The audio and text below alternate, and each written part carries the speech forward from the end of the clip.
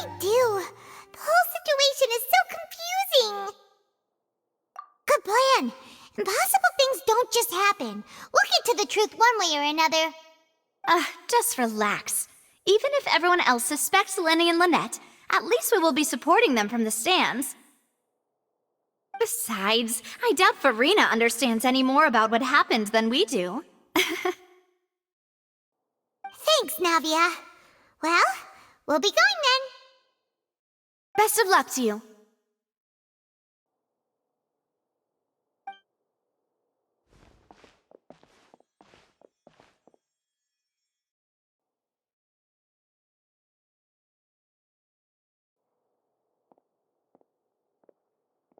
Finally, you're back. Well, how did your investigation go? To be honest, you might be disappointed. No. We're already very grateful that you were willing to help. Well now, don't you all look disappointed? Don't tell me that your investigation came up empty-handed. That was to be expected, of course. The guilty can never produce proof of their innocence. But don't let that stop you. I shall be terribly disappointed should you, my most anticipated foe, concede so easily. Since both parties are present, I declare that the trial regarding the magic show incident is now in session. Firstly, in order for the audience to understand the causes and results of the incident, could we please have Mr. Lyney explain the trick? Yes, of course. I will explain while Lynette demonstrates on stage. All the necessary items have been prepared.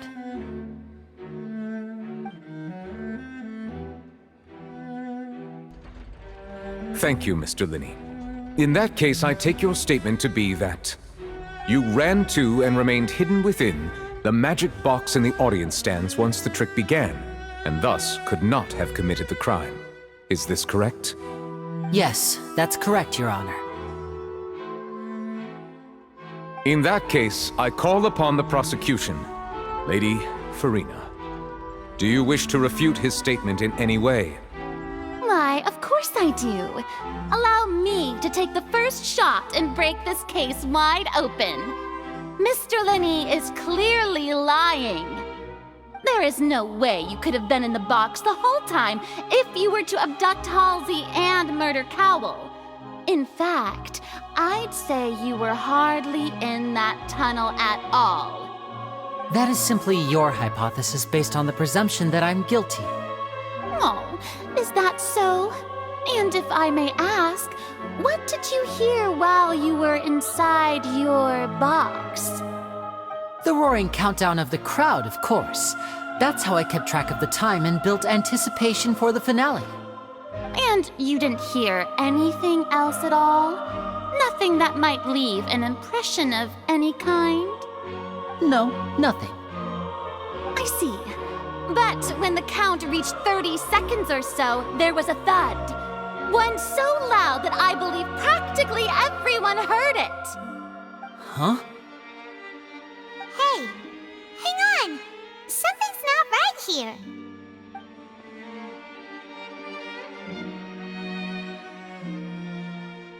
Yeah, I'm sure he could have heard a noise that loud from inside the box. I was right by the box and I definitely heard the thud. Look at those scales. Could those mean... Well then, ladies and gentlemen, allow me to use the words of the magician himself. You never know what can happen in the blink of an eye. Indeed, it seems his alibi can also collapse in the blink of an eye. Of course, I have armed myself to do far more than smash your alibi. Confidence cannot go unfounded, and my foundations are rock solid. Tell me, aren't you and Lynette actually from the House of the Hearth? The House of the Hearth?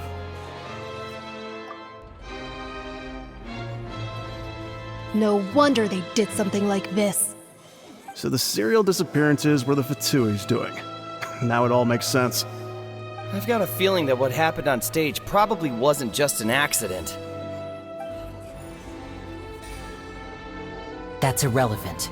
Our identities have nothing to do with what happened. Indeed. Then perhaps you could tell us everything that happened during that 1 minute. Your first priority is to prove yourself innocent after all. I'm sure there is little that needs to be kept secret now. Unless your script already has holes in it. The Outlander is speechless. My, oh my, don't they look flabbergasted? Now comes the infighting and discord, I suppose. This was almost too easy. Good thing I made all those preparations. Seems the all-nighter I pulled last night is really paying off. Hey, Lyney, why didn't you tell us this before?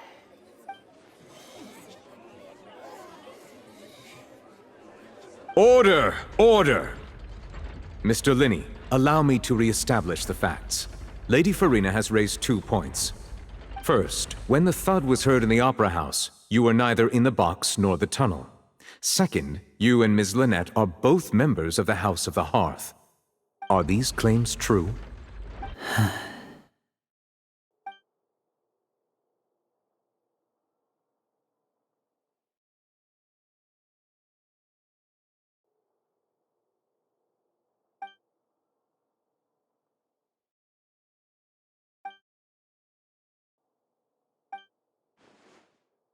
Please answer my question, Mr. Lyney. I'm sorry. Yes, they're true, Your Honor.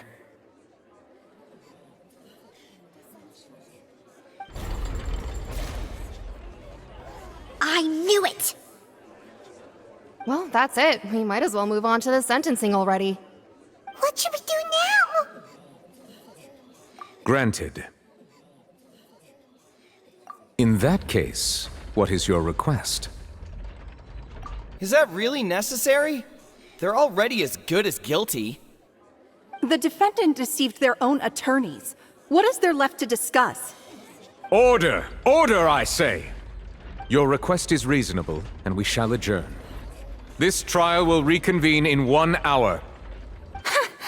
So you would stick to Mr. Lyney's defense even after knowing what you do now? You certainly have more professionalism than I thought. In that case, my dear audience, let's allow the joy of victory to steep for a little while longer.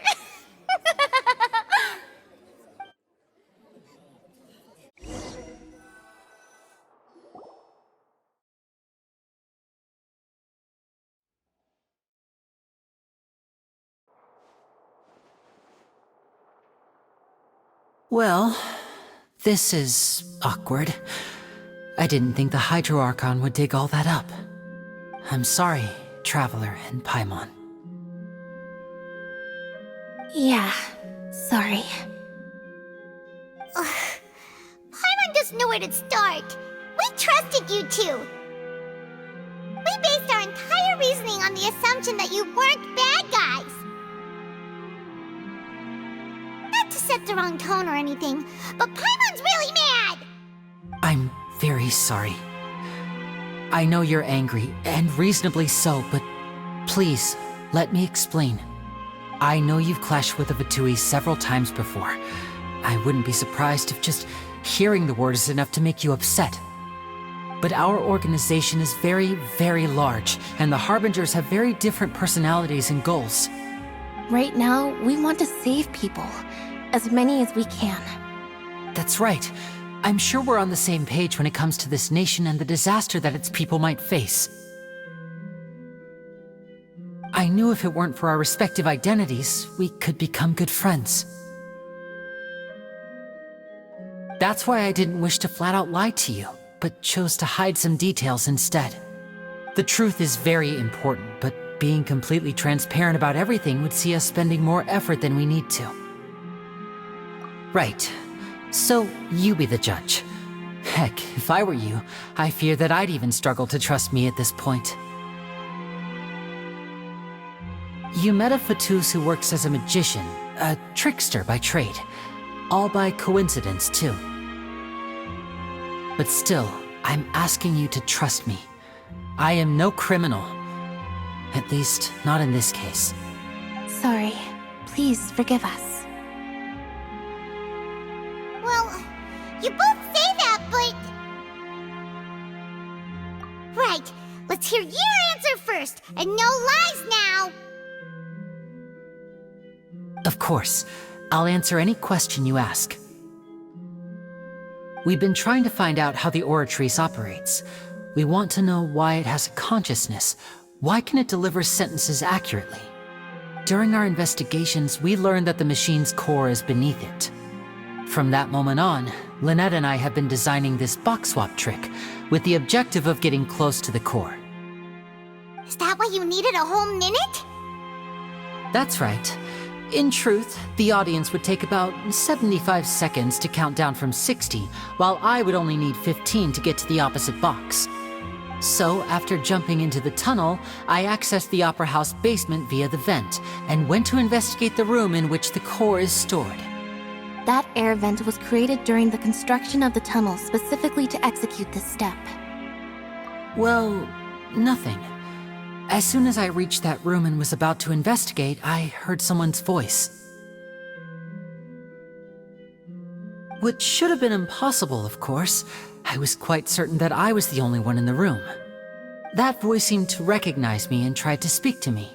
I chose to err on the side of caution and retreated the way I came. On the way back, I saw the broken vase and the clothes on the ground, but the countdown was almost finished, so there wasn't time to give it any thought. After that, the homicide occurred just as you saw.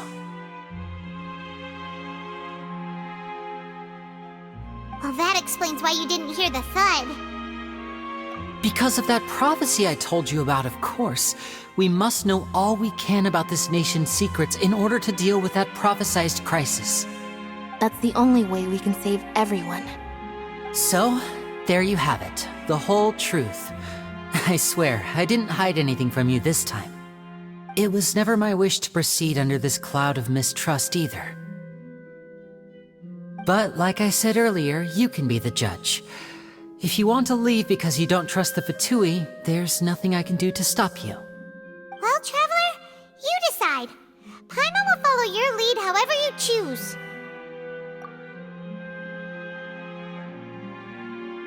Okay, thank you.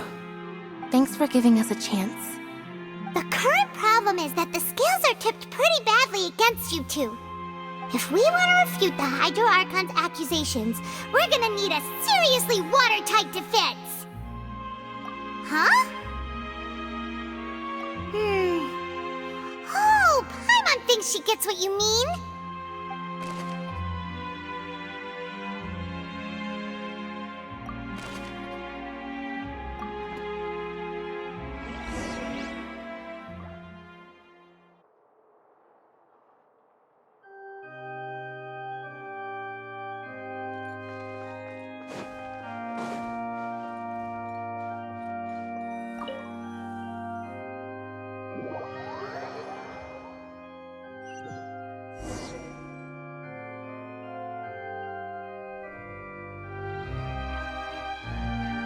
Both parties have returned to their positions.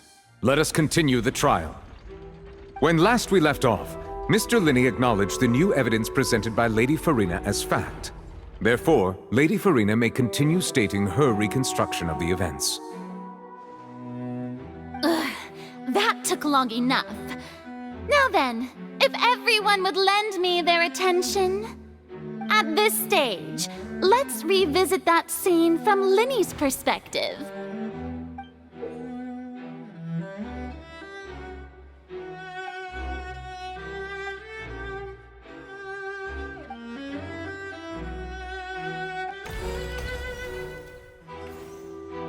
As the countdown began, he entered the tunnel. When the flatbed trolley passed, he opened the box box and got into an altercation with Halsey, which caused the loud thud.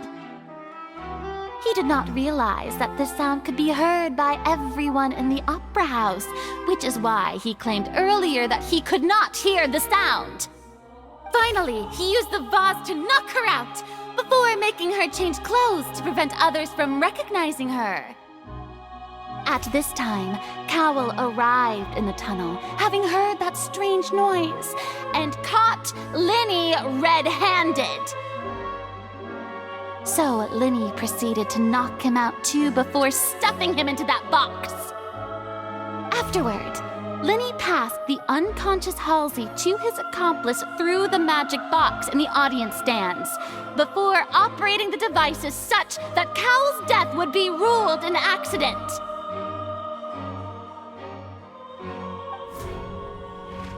And there you have it. That's the truth behind what happened. Does the defendant's side have any objections to Lady Farina's description of the events? The key to refuting Lady Farina is the order of events. What Lyney experienced and what he saw.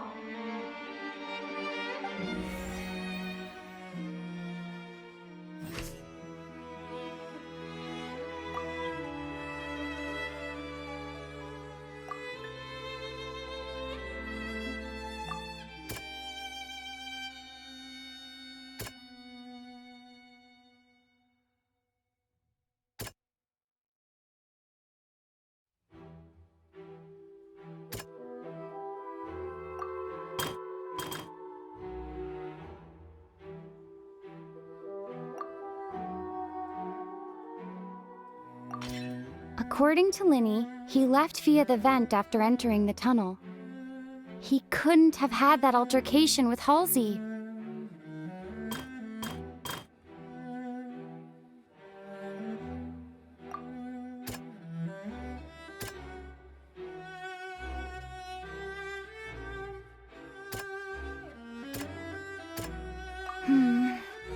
Seems this won't produce a particularly effective rebuttal.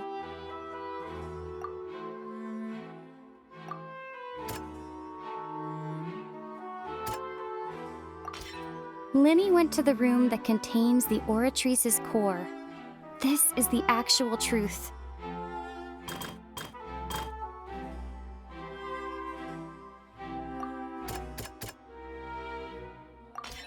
Lyney did not take part in the underground altercation.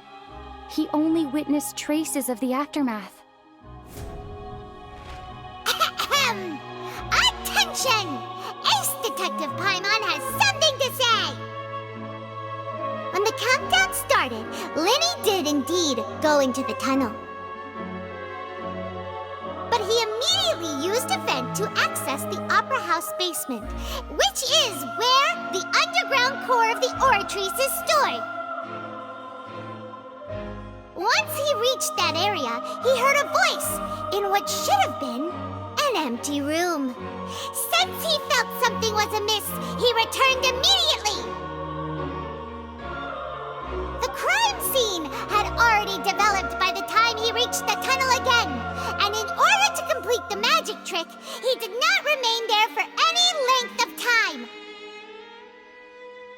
Finally, he reached the surface, and that was when the accident happened from his point of view. Therefore, he's innocent!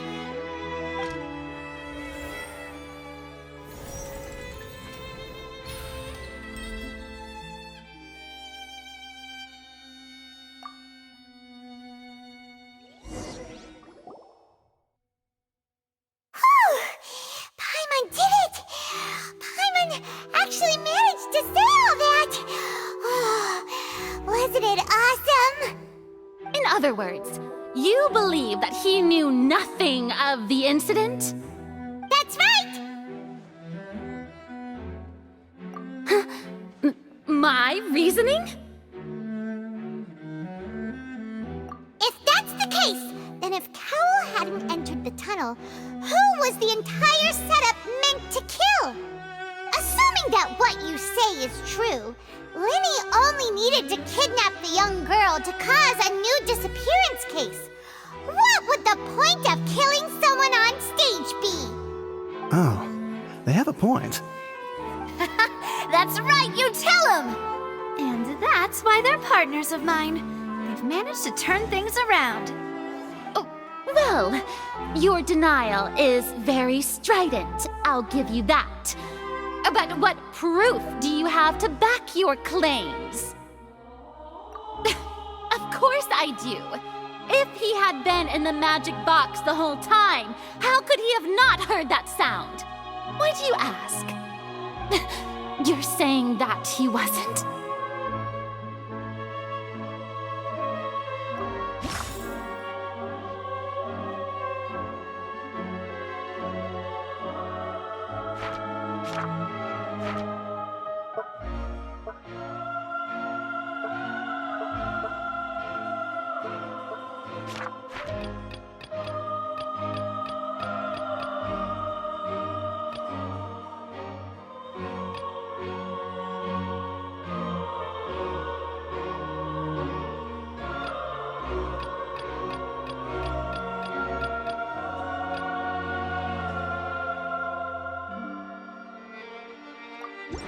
Are you sure we don't need to give this more thought?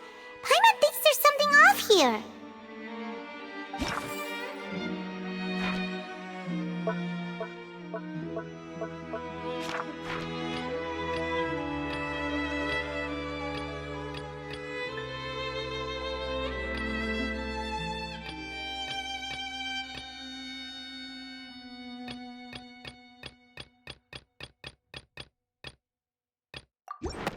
That's right! Lyney wasn't in the box or in the tunnel. That's why he didn't hear anything strange during the performance. This means that when the crime happened, Lyney had already entered the basement via the vent. The same clue you used to disprove his alibi has now become the best proof! Ha ha! How do you like that? Well played. To think you'd use such logic. Well then, if it wasn't Lyney who committed the crimes, then who was it?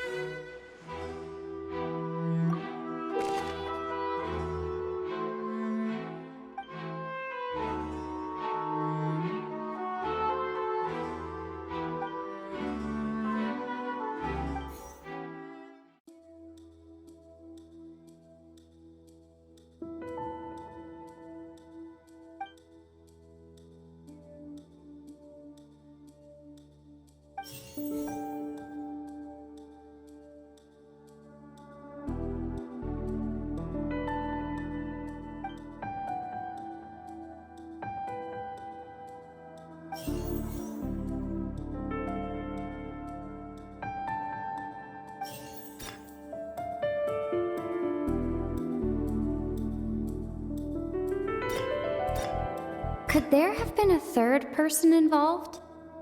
Is that really a possibility?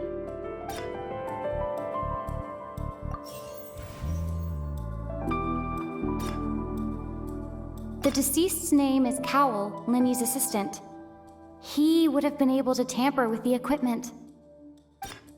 Halsey is the missing person and an ordinary audience member. Or did she have her own scheme all along? The deceased's name is Cowell.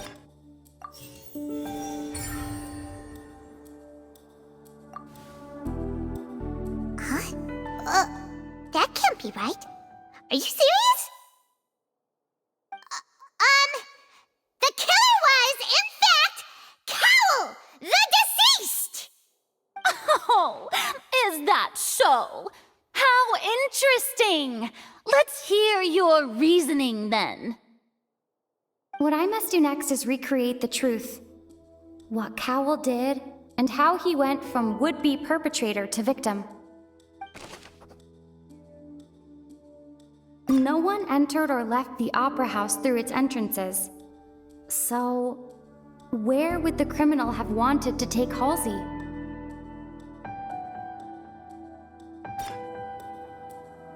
The deceased's name is Cowell, Lyney's assistant. He would have been able to tamper with the equipment. Halsey's clothing was in the tunnel. So, there must have been some fear that she would attract attention. The sound we heard may have come from a clash between the missing Halsey and the criminal.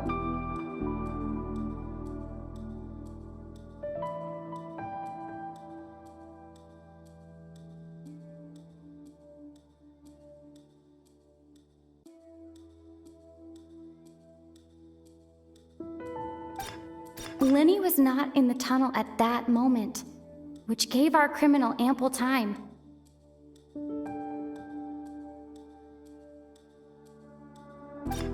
It would have been tough for both people to fit into that vent. They would likely have bumped into Lyney as well. Lyney was not in the tunnel.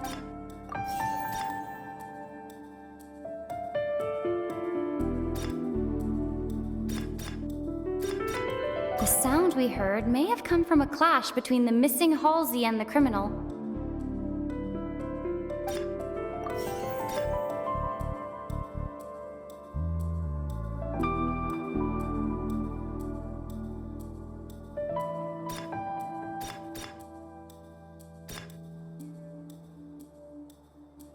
The deceased's name is Cowell, Lyney's assistant.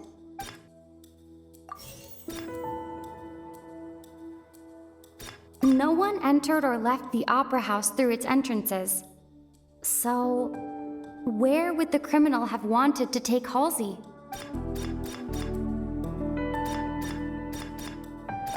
The sound we heard may have come from a... It would have been tough for both people to fit into that vent. They would likely have bumped into Lyney as well. Halsey's clothing was in the tunnel. Lyney was not in the tunnel at... No one entered or left the Opera House through its entrances.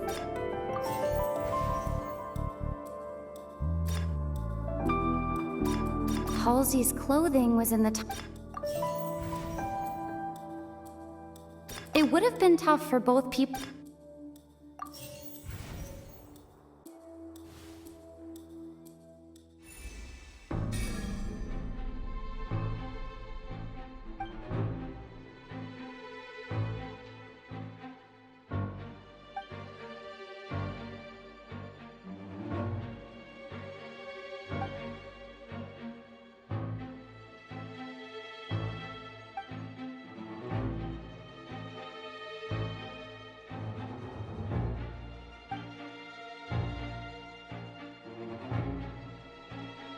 What's wrong, Traveler? Are you still having trouble figuring things out? I see how it is. So this was all just a bluff. And here I thought you had something to show for it. But it seems you're still far from the truth. Look, since we're at a dead end, why not consider a different track? Just like the trick as it transpired, the end result must have been utterly different from the magician's initial design. If only we knew how Halsey disappeared. Well, that would be nice, but the tunnel only has 3 exits, and none of them seem very likely. And it's not like this is a magic trick where you can just make a real live person disappear. You know, like you did from that water tank, Lynette.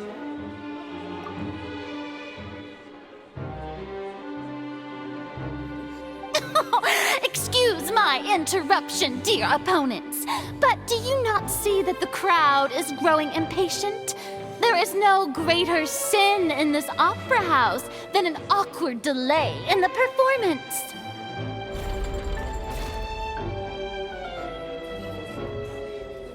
If the defense is unable to make further effective arguments, we will move on to the next stage of the trial. Lyney was not in the tunnel at that moment, which gave our criminal ample time. The sound we heard may have come from a clash between the missing Halsey and the criminal. The deceased's name is Cowell, Lyney's assistant. He would have been able to tamper with the equipment. The vase was not broken by chance. It was used to cover important evidence. The water.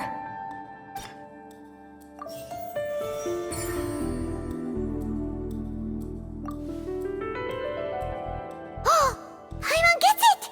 It all comes together if Halsey disappeared instead of being kidnapped! Lynette escaped from the water tank, vanishing gradually and leaving only clothes behind.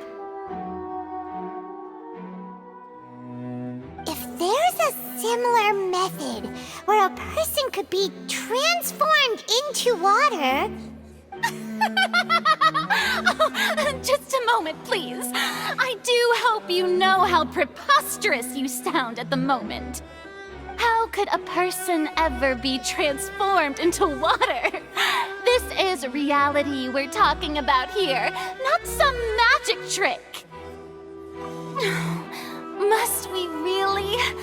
I should think that of anyone. Your friend Lyney already knows this truth very well.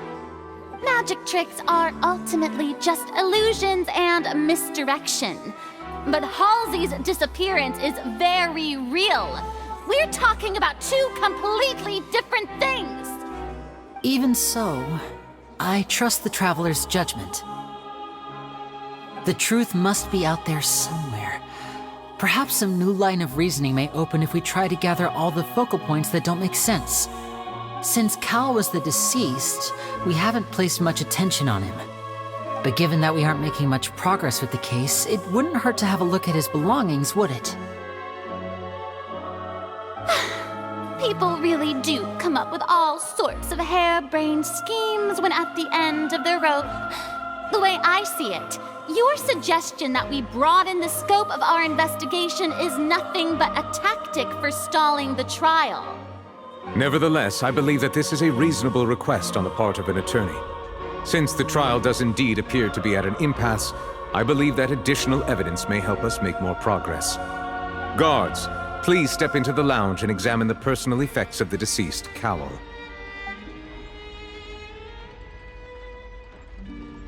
We are still examining the items, but we have already made critical progress that we feel must be shared with everyone post-haste. We discovered several test tubes of fluid within Cowell's baggage, each labeled separately. The notebook in his backpack claims that these fluids are water from the primordial sea. The primordial sea? The note's contents also indicate that Cowell belonged to an organization that sells illegal drugs and that he had an accomplice. The notebook has many entries concerning safe usage of these fluids, in which the keyword dissolve appears many times. One of these tubes was labeled Opera Epiclese, along with yesterday's date. It is empty. The notes also state that these dissolution properties work exclusively on people from Fontaine. It's likely that Halsey was chosen as some sort of test subject. As such, we believe that the defense's hypothesis is, in fact, supported by sufficient evidence. You've got to be kidding! People dissolving into water? Could something so ridiculous actually be true? Wait a moment. This reminds me of a certain prophecy, but it's just a coincidence, isn't it? Huh. If people can become water, does that mean that the water tank's real use was as a means to hide water stains? And if Cowell was targeting that girl... Wait just a minute. Could that mean... You two, with me, quick! Demoiselle, wait! What about your partners? Let's go. Just trust me. Order! Order! It is undeniable that further examination of the deceased's personal effects has yielded some surprising results, but we cannot yet verify the veracity of these clues. Still, let us assume that these clues are indeed authentic, albeit with the understanding that Ms. Halsey has yet to be found. Guards, please continue examining the items along these lines. Mr. Lyney, it appears your hypothesis is supported by the evidence, so please continue speaking. Of course. Thank you, Your Honor. If we uphold this hypothesis, I believe that many of this case's seemingly unrelated clues can be connected together. Right! Right! Like the metal hook! That one didn't make sense at all. Let's think about this. Cowell's methods must have something to do with that water from the primordial sea.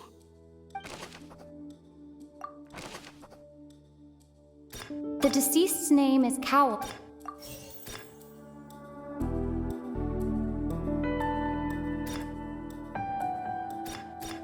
Lynette was in the magic box on stage the entire time. Did she have something to do with this? I remember there was something else within the inner layer of that box. Now it seems like the hook rope was not meant for another magic trick, but was instead some form of triggering mechanism. The water from the primordial sea should already have been prepped before Halsey entered. I remember there was something else within the inner layer of that box.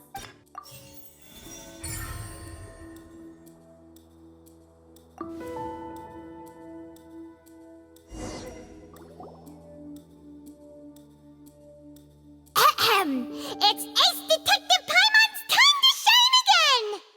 In the original plan, Cowell would tamper with the water tank rope and the number selector securing his target. When the magic box containing Halsey was lowered, the metal hook would retract gradually and pierce the balloon at the top of the box. When the balloon attached to the box popped, the water from the primordial seed inside it would pour down and dissolve Halsey. Afterward, Cowell would enter the tunnel and break the flower vase to conceal the water inside the tunnel, with the remaining evidence being covered up by the water tank on stage.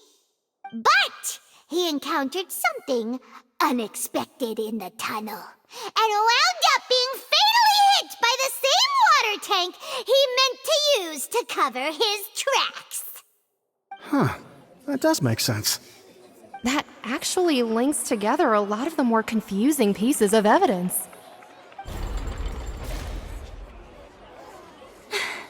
Oh dear, what do I do? Even I think they sound convincing now. Have I falsely accused an innocent person? What a humiliation. Now, it seems like the only point of contention remaining is the exact circumstances that led to Cal's death. His notes mentioned he had an accomplice who could be related to the situation. On that note, the guards have just contacted me indicating that they uncovered new evidence. I shall now invite him on stage to share it with us. Thank you, Your Honor. We were just inspecting the luggage of the other people involved in this case. And we found an identical sample of the water from the primordial sea among Lyney's personal effects. What? That can't be. Oh, I see. Well, how wonderfully comedic to have your own counterattack only to come back and wound you. Does this not clear all doubt? My dear citizens, my loyal audience, allow me to present my reasoning and bring this performance to a swift close. Lyney did not need to take part in the dissolution of the young woman at all. Indeed, he did leave the scene via the vent. Having made modifications to the props beforehand, his accomplice Cowell then caused Halsey to vanish using the water from the primordial sea.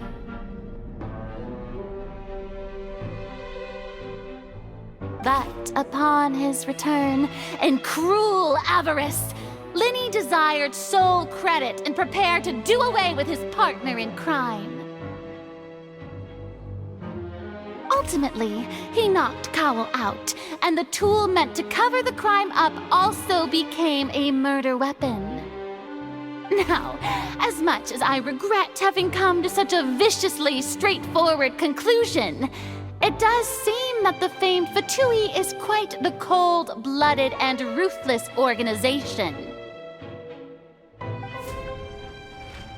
Am I right, Mr. Lyney?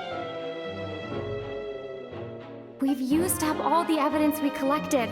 There's no way for us to make a rebuttal here. Is this the end of the road?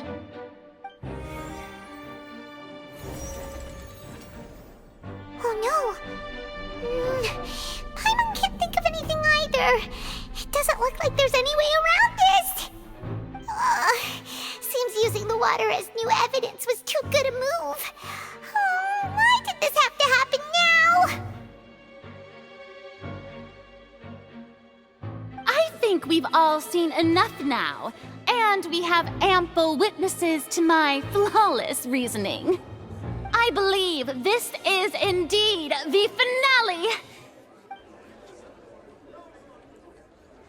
Now then, my good, noble Chief Justice, should we not, in your view, move... Excuse me, everyone, but I must interject! Miss, I must ask you not to shout, and to respect the ongoing legal proceedings. Oh, come on, don't be hasty. I have a good reason for interrupting, you know. Now, would anyone here like to take a little break from all this debate and see a little magic? I'll show you an amazing trick, one that can bring a young woman who has disappeared back in the flesh, right before your very eyes. Please, do the honors, Mr. Lyney, if you would be so kind. What in the world is she saying? No offense, miss, but miracles like that are beyond my scope as a magician.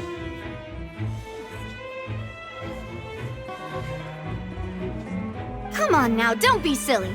Magic is all about misdirection, isn't it?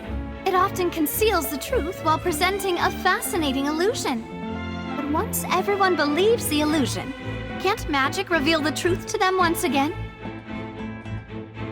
And wouldn't such a trick be the most marvelous finale to today's performance? Come on, Lyney and Lynette, give it another go.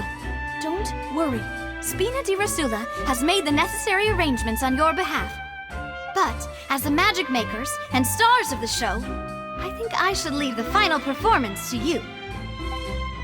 I understand.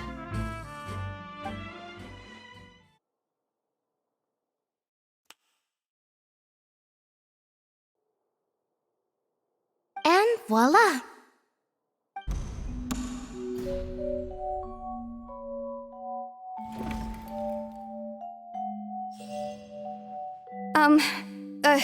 Sorry for the interruption. Wait, isn't that Halsey?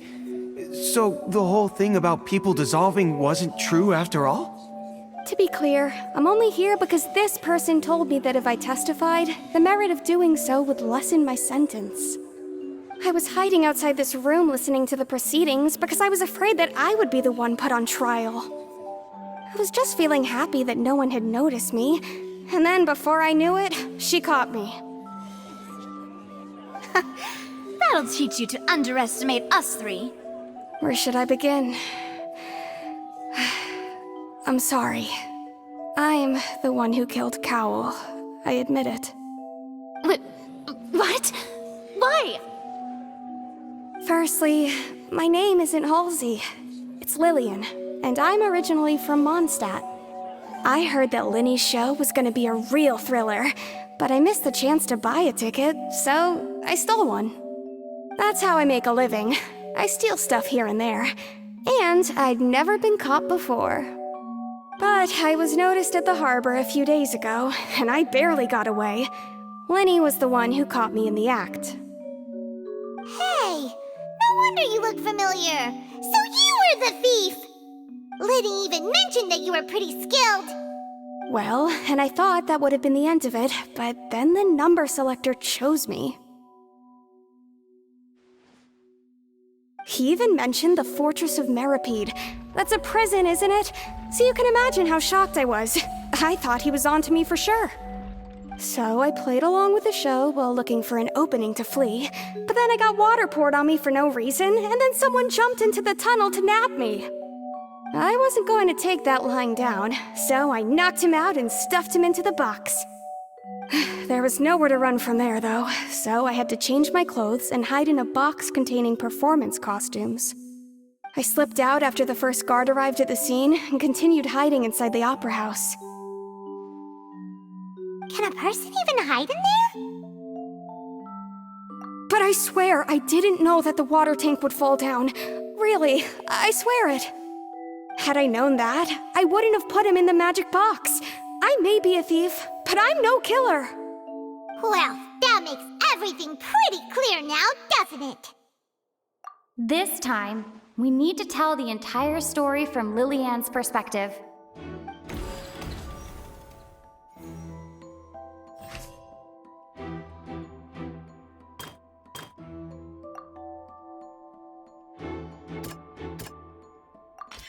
The strange sound wasn't from a fight.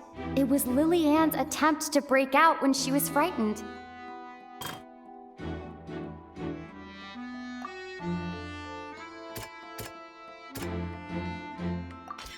The flower vase was not broken to cover anything up, but was smashed during the struggle between Lily-Ann and Cowell.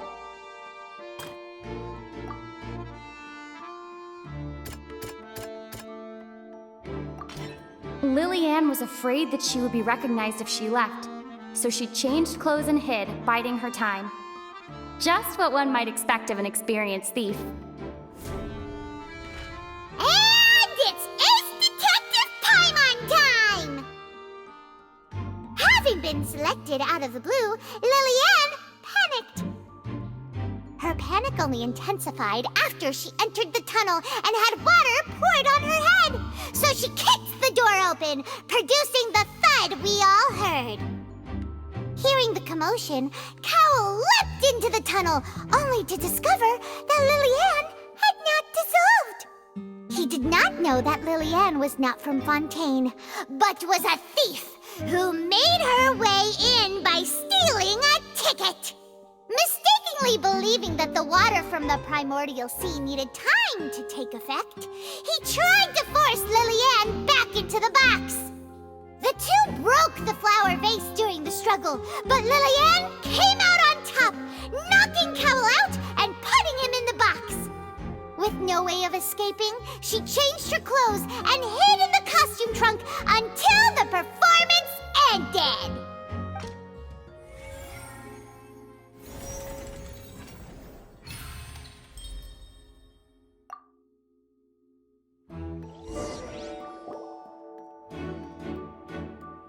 She knew that she would have to go through guard inspection if she tried to leave afterward.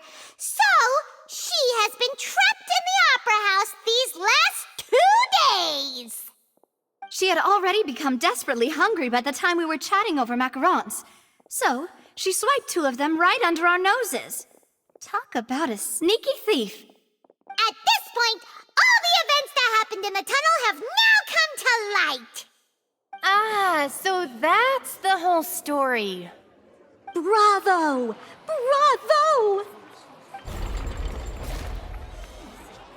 Now then, Lady Farina, do you wish to speak against the defense's statements? Please answer the question, Lady Farina. Also, if I may add, the trial has not yet ended. As such, I request that the prosecution not leave the room before the proceedings have concluded. What? Are you reading my mind now? No, I have no further arguments. I admit defeat. But really, could you at least have left me with some dignity? Wow, look at that! She's like a deflated balloon now. If there are no objections, then as the Chief Justice of Fontaine, I shall once again repeat the full sequence of events. The actual perpetrator of the serial disappearances, Cowell, selected his next victim from the audience reservation list. With some modifications to the selector, he could ensure that the pre-selected young woman would be chosen. To cover up any evidence while committing the deed, Cowell thought of allowing the water tank to fall, which would conceal the water left behind after the young woman was dissolved. He also tampered with the rope suspending the water tank, using the fireworks at the end of the performance to cause the tank to drop and hide the watermarks. He poured the water from the primordial sea into a balloon during the preparation of the magic box and stuck it to the box's lid. Finally, he passed the prepared hook on a rope through the gap in the magic box's door when bringing the young woman to said box. When the magic trick officially began, the box containing the woman was lowered into the tunnel, tightening the hook rope and bursting the balloon containing the water. If all had gone to plan, the young woman would be dissolved at this time. However, Lillian was not from Fontaine, and thus fled the box with a loud noise. Realizing that there was trouble, Cowell entered the tunnel and met Lillian. Thinking that the waters had not yet taken effect, he decided to proceed. However, his opponent was more capable than he thought, and he was overcome, knocked unconscious, and placed into the magic box, and thus became his own final victim. Lillian, according to her own statements, then changed clothes and hid until the performance ended, before hiding in other parts of the opera house. As for Lyney, he was in the underground structures within the opera house, and was thus ignorant of these happenings. From this reconstruction of events, we can conclude that Lyney, the accused, is in fact innocent. While there is much in Lyney and Lillian's conduct that should still be investigated separately, this case, at least, can be handed over to the Oratrice to make the final decision.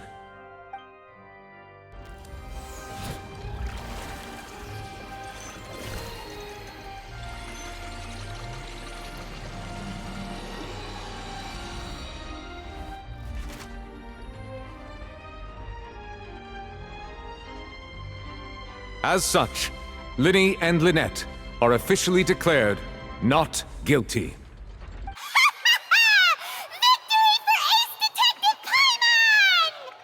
Great work, partners. Thank you all. Thank you so much. Next, I think we deserve an explanation, Guard Vaughn. How did you find the water from the primordial sea in Lyney's baggage? Right! Your discovery caused me to make a serious mistake, you know. Or was that not a discovery, but false evidence that you dared to bring before this court? I suspect that the accomplice mentioned in Cowell's notes was not Lyney, but you, yes?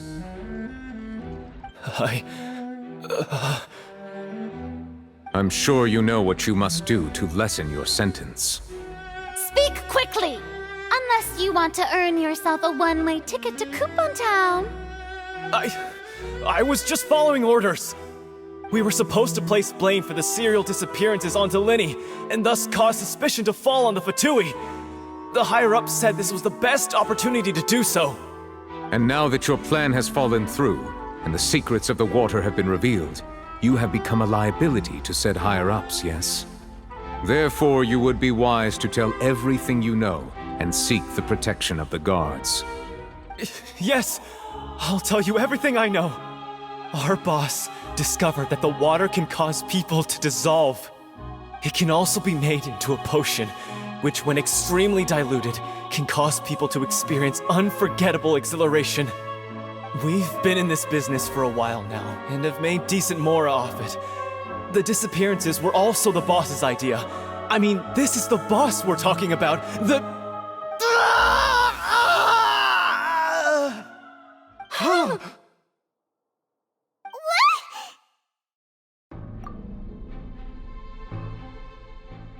And now he can no longer talk. Such ruthlessness. I shouldn't have expected any less of them. An outrageous act. All present, please submit to inspection immediately.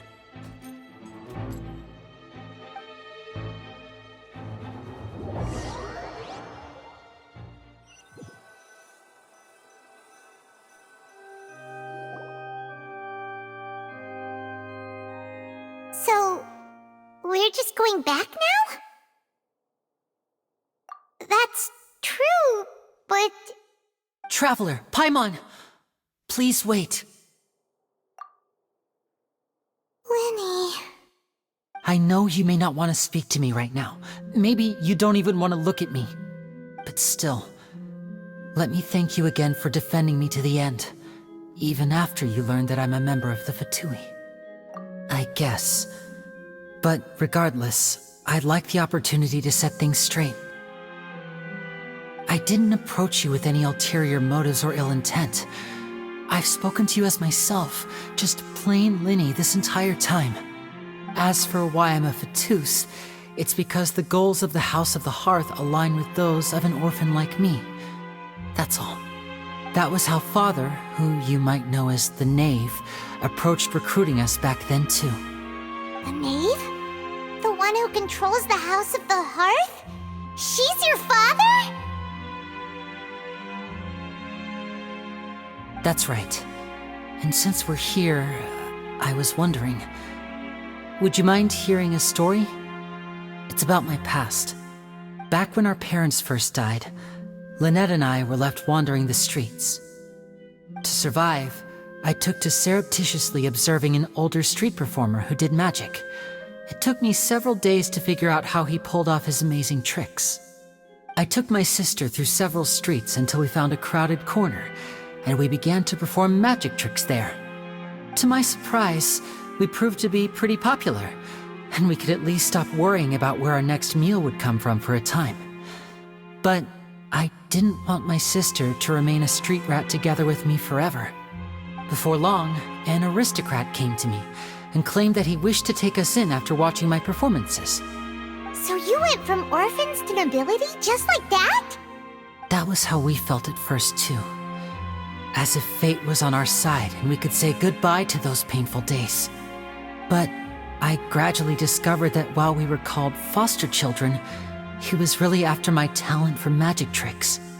He would constantly take me to all sorts of banquets to garner attention, which he would then use to expand his social circles. That doesn't seem too bad either. Better than roaming the streets at any rate. It took a while for me to realize just how dark his heart really was. After one particular performance at a banquet, I discovered that Lynette was not on the same return vehicle as me. I waited a long time after we returned home, but she did not come back. I went to that noble's bedroom and asked him about her whereabouts. The answer he gave me was, she caught the eye of the most eminent person at the banquet, so I sent her over as a gift. I mean, you'll be able to perform your magic regardless of who your assistant is, yes? Oh no. So he was gonna... But wouldn't Fontaine's laws deal with such people? As far as outsiders are concerned, this is a relationship akin to adoption or foster care, and they have their ways of escaping the eye of the law.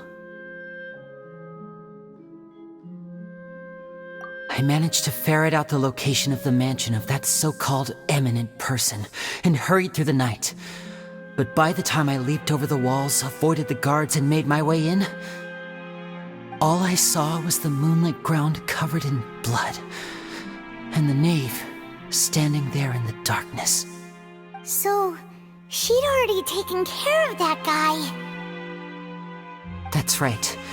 She had rescued my sister before she could come to any harm, and had even discovered several girls hidden in a basement, all of them orphans. Father, the knave, might have seen something in me, and so she made me an offer. The House of the Hearth welcomes you, for your interests align with ours. Here, none will ever betray you. Indeed, betrayal shall never be permitted here. I was hesitant to trust her. I had just been betrayed by nobles. But she was also quick to destroy the noble who had taken us in at first, giving us back our freedom. Oh, so that's how the two of you joined the House of the Hearth. She has her own plans. She has gained permission from the Sarita to first use the Gnosis' power once she obtains it. She plans to use it to find a way to break the prophecy and save Fontaine. So, she believes in that prophecy too? That's right. The whole House of the Hearth is currently working to combat that crisis. Today's case has also proven that people from Fontaine can indeed dissolve into some sort of water, thus further supporting the prophecy. All of us house members here, Lady Arlecchino herself included, are from Fontaine. We won't give up on defending our homeland. To us orphans, the only connection we have left to this world, apart from our family, is our homeland. So, from small deeds like distributing magic pockets to huge schemes like stealing a Gnosis, everything is aimed at dealing with that prophecy. It's all right. I understand. The only thing I can do is relate all this to you. I just hope you can understand that even as a member of the House, I have never stopped making my own decisions, and that I believe what I'm doing is right. If you should need anything at all in the future, feel free to find me. I will do my best to help you, as plain Lyney.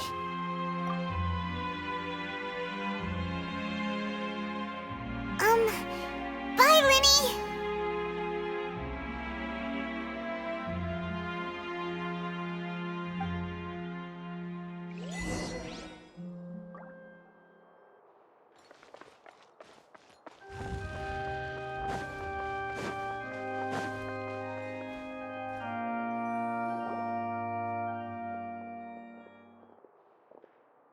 Hey there!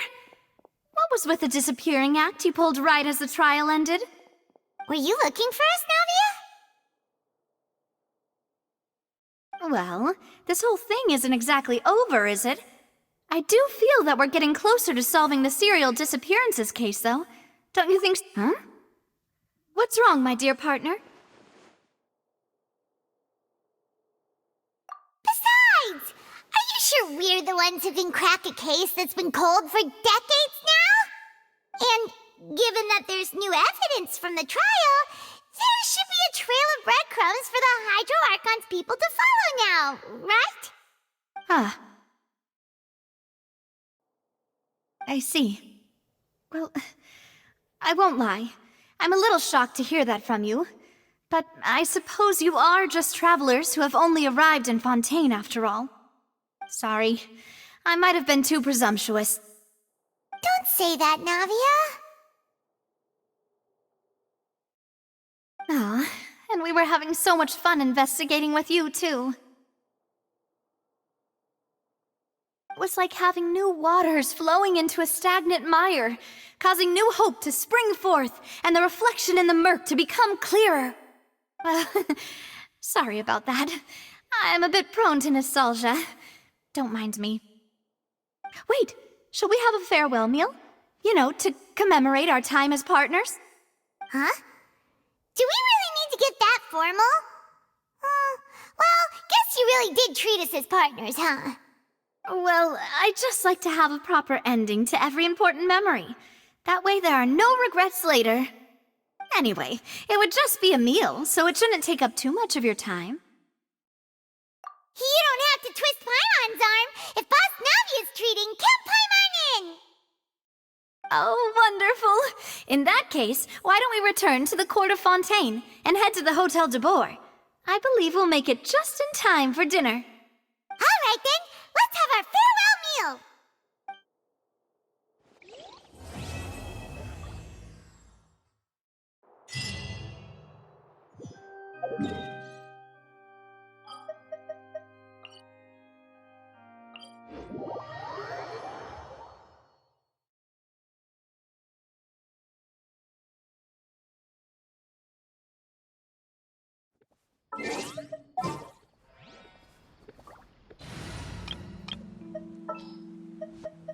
There's still a lot.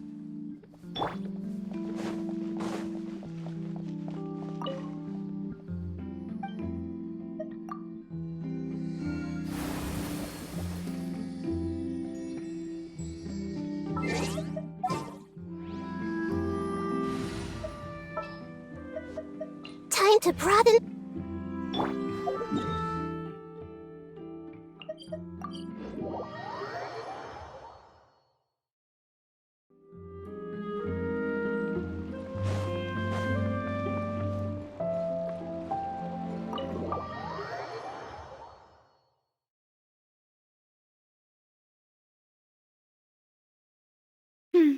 I came here several times with my father when I was little, but stopped eating here as often after growing up. I hope the food here will be to your taste. Oh, don't worry. We haven't eaten at a hotel like this in a while. Paimon's getting excited already. In that case, I'll go order for us first. Please wait here a moment.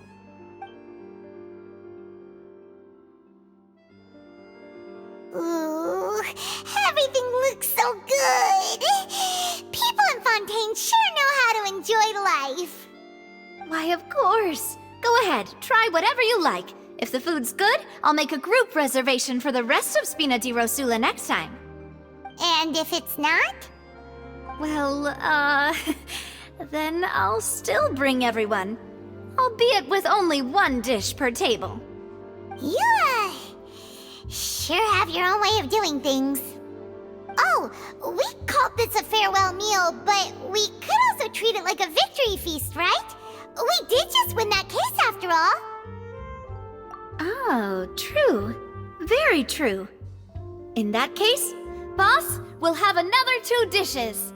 Huh? Paimon didn't mean that you had to order even more food.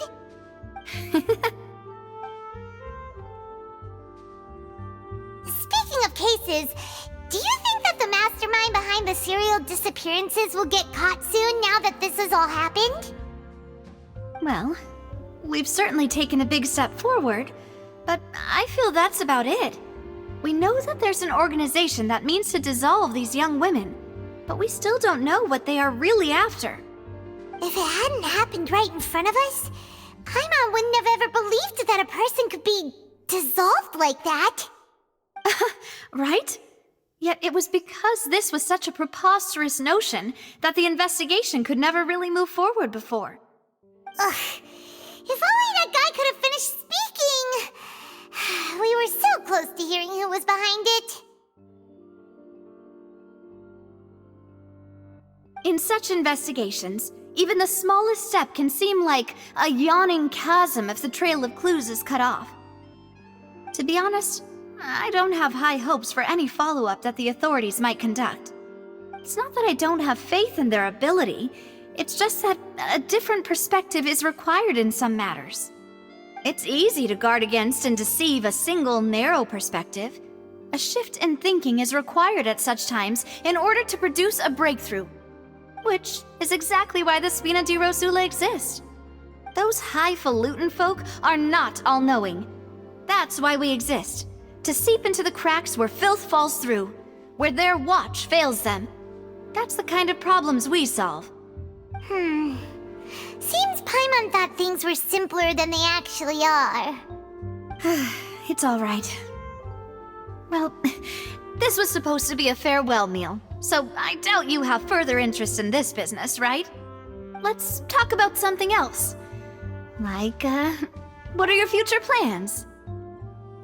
That's true. We didn't have a chance to speak to her after the trial ended. It didn't really seem like the right time or place to do it anyway. I see. So, your primary objective, which has been foiled so far, was to have a chat with the Hydro Archon. I've heard that there's a long line of people waiting to meet Lady Farina. I suspect you'll be waiting for quite a while, considering that you missed your chance today. Yeah, we've heard that she's super popular here in Fontaine, and that it'll be tough getting any of her time. Well, would you consider some more, unique ways? Perhaps even methods of, let's say, questionable legality? Guess that's Spina di Rosula's boss for you. Chock full of sketchy ideas. Well, what did you have in mind? Well, one way would be to infiltrate a performance troupe at the Opera House, only to abandon your act at the play's climax and ask to speak to her after the performance. I'm sure Lady Farina would be eager to see the ending, and would agree in order to finish watching the play, don't you think? Could you suggest something a little more practical? This plan seems pretty hard to pull off. We'd have to go learn how to act, and acting's really hard. All right, here's another. Find a way to conceal yourselves under her bed. Then wake her up in the dead of night and demand answers. Don't let her go back to sleep until she answers all your questions. I can personally testify that this one works. When I'm sleepy, I'll do anything as long as I can finally get some sleep. That might work, but that's not really the problem. The problem is we don't want to get ourselves arrested. Ah, valid point. I overlooked that part. I was just thinking about leveraging a person's desire for sleep. All right, no more joking around. Perhaps you could... Oh, I don't know. Cut the line when she's on a break. You did defeat her in court, clearing citizens of hers from false accusations. False accusations she had nearly upheld personally. I imagine that she feels quite ashamed about the whole thing. You mean that if we catch her while she's on a break, she might be too embarrassed to refuse? Oh, that does make some sense. Why don't we give it a try after this meal? You know, strike while the iron is hot and all. Huh? Paimon, did you drink my Fanta? Was this your drink?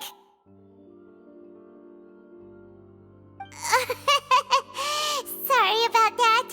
Paimon wasn't really paying attention and the cup was right next to Paimon. Would you like to order another? No, it's fine. We're just about done here. Alright. Honestly, Paimon wouldn't recommend Fanta anyway. It tastes kind of salty and icky. Is that so? Huh. Well, in that case, we'll have to blacklist the Fanta here then. If we're all finished eating, then I'll go pay. Yeah, we're stuffed. Thanks for the treat, Navia.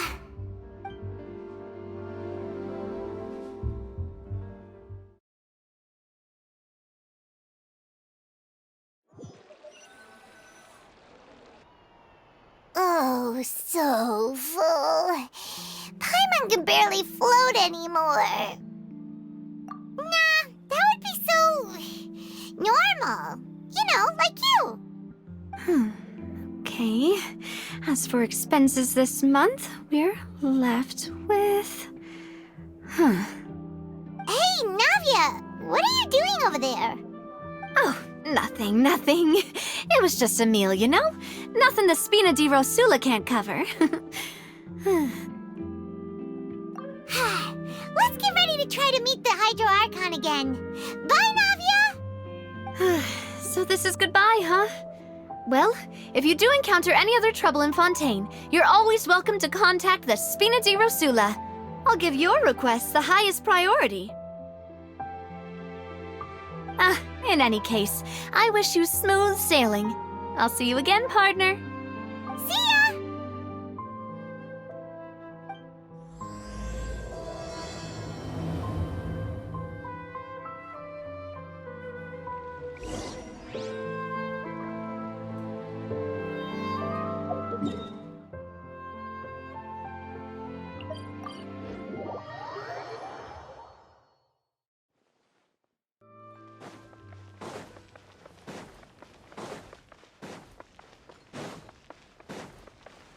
Quit following me.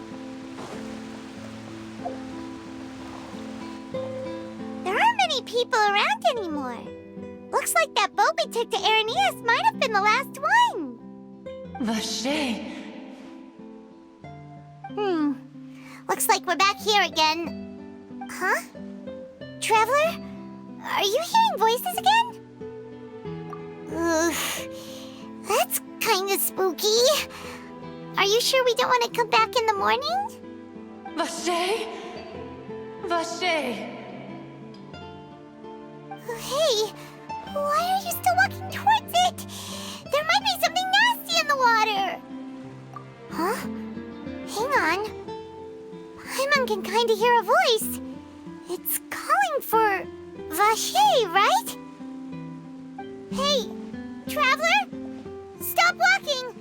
Come on, wake up!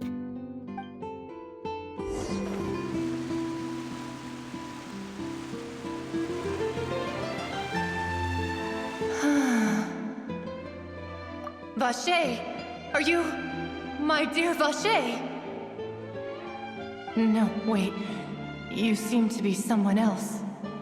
Do you know Vache? Do you know where my love is? Wait. Who am I? I'm very sorry. I fear I do not know. My memories feel like they have been washed away like a flood. So many fragments dissolved amidst the tide, never to be recovered. How much have I lost? How many things that I once held dear while on land have I since forgotten? Yes, that is what I was once. But now, I am but the consciousness of one who is lost, therefore. I do not know how I came to be like this either. I only vaguely remember being covered in light blue water, and then all grew dim. I also remember going to many places. I loved adventure, loved exploring places of peril. No matter where I went, Vache would go with me. I knew how dearly he loved me, and I also loved him equally as much. But now, we can no longer go back. The pain of such parting, I never knew how heavy it could be. No, our reunion no longer has any meaning. There is no way for us to create any new memories. The thought of me gives him no succor, so let it lie forgotten beneath the waters. If you meet Vache, tell him not to look for me. Tell him to move on. That is the only thing I still remember. Perhaps that is so. As I was submerged in the waters, losing consciousness, I saw Vache above the surface. His eyes were filled with such sorrow, such longing. If only I could have comforted him, told him that I did not suffer. Indeed, I had felt a great warmth. Is that what you call it? Dissolving? If anything, I consider it a form of release. It was a state of neither fear nor frenzy, with only an endless peace, like the water's still surface. I could also liken it to being a thirsty person who drinks water for the first time, and only then sees how they have lived for so long in a world of endless want and anxiety. I think I hear your companion. It's time for you to go, I think. Farewell, then. I am glad that you were able to sense my presence. Remember, if you see Vache, tell him not to seek me out any longer.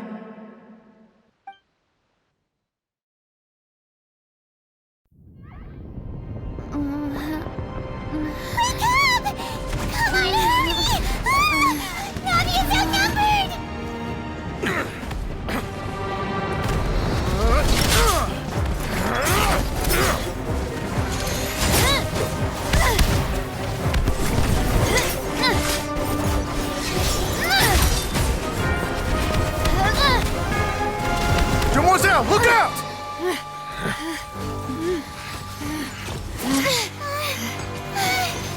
Dear God, it's a whole army of Gardamex.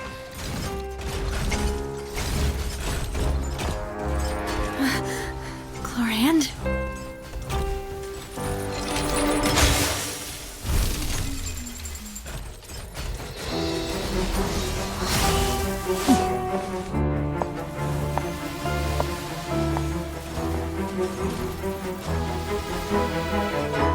Quick, now's our chance!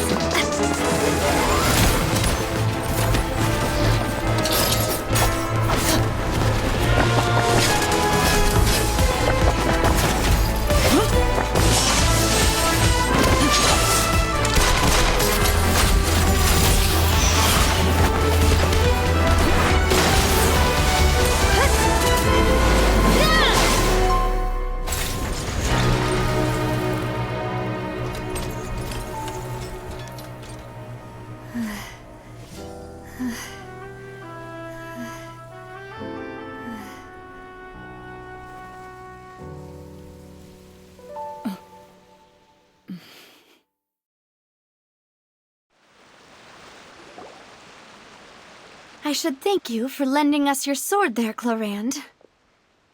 But before I do so, could you explain how you managed to show up here? I followed you. It seemed to me that danger has followed you more closely as of late. I believe that following someone without their knowledge is actually called stalking, is it not? Mr. Callus's last wish was for me to ensure your safety, and I will not betray his trust. He would do the same, were he alive today. Do not speak of my father! Sorry, demoiselle. I was not strong enough. Thank you for your aid, Miss Clorand, but do keep an eye out for your manner of speech. I believe we all wish to avoid unnecessary emotional harm. Sorry, I did not consider your feelings. Whatever. What else do you know? How did you come to the conclusion that I'd be in grave danger? I doubt I know much more than you, but I believe that the mastermind behind the serial disappearances is very powerful. Your performance tonight will almost certainly attract their attention. I'm sure they've known about me. To be honest, I'm shocked it's taken them this long to act against me. And what about these Gardamex? I thought only those associated with the Maison Gardiennage could control them. None of these mecha have serial numbers. I was sure to check a moment ago. They are not the ones used by the authorities to enforce the law. I can only conclude that some powerful or wealthy party must have obtained them via illegal means, deploying them as a private force of sorts. What? Your point being that they're out of Spina di Rosula's league, then? Yes. Be careful, and do not act rashly. I will continue investigating no matter what. We will bring the truth to light. That's my father's true last wish. Regardless, thank you for your help today, Clorand. But if you get any ideas, tell me first. I don't much appreciate being followed. I do not think that they'll strike again anytime soon. So I shall stop following you. Good day, all.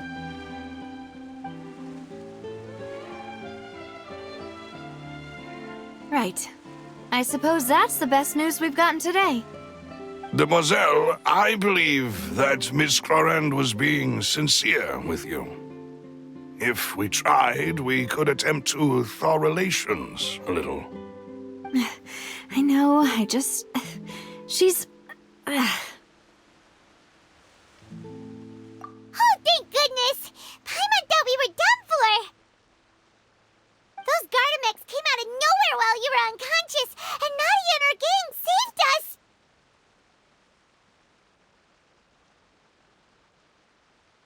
Oh, and there was that champion duelist named Clorand who came out to save us too! We got lucky there.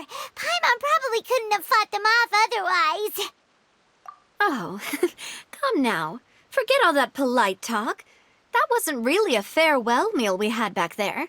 Not for me, anyway. In truth, I hope that every meal we have together shall be a victory feast. As such, we're still partners. There's no need to thank me. It will take 50 years for me to match Demoiselle's magnanimity. If it were me, I would have joined the Spina di Rosula on account of her goodwill long ago.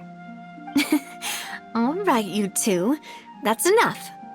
Actually, Navia, how did you know that we were in danger? You sure did show up in the nick of time. Well, to be honest, you're the one who tipped us off, Paimon. Huh? Really? Paimon contributed somehow? Ooh, Paimon's even more amazing than she thought! Yes, all thanks to you grabbing my drink by mistake. How did that help? After we parted ways, I was on the way back to one of our bases when I suddenly thought of what you said.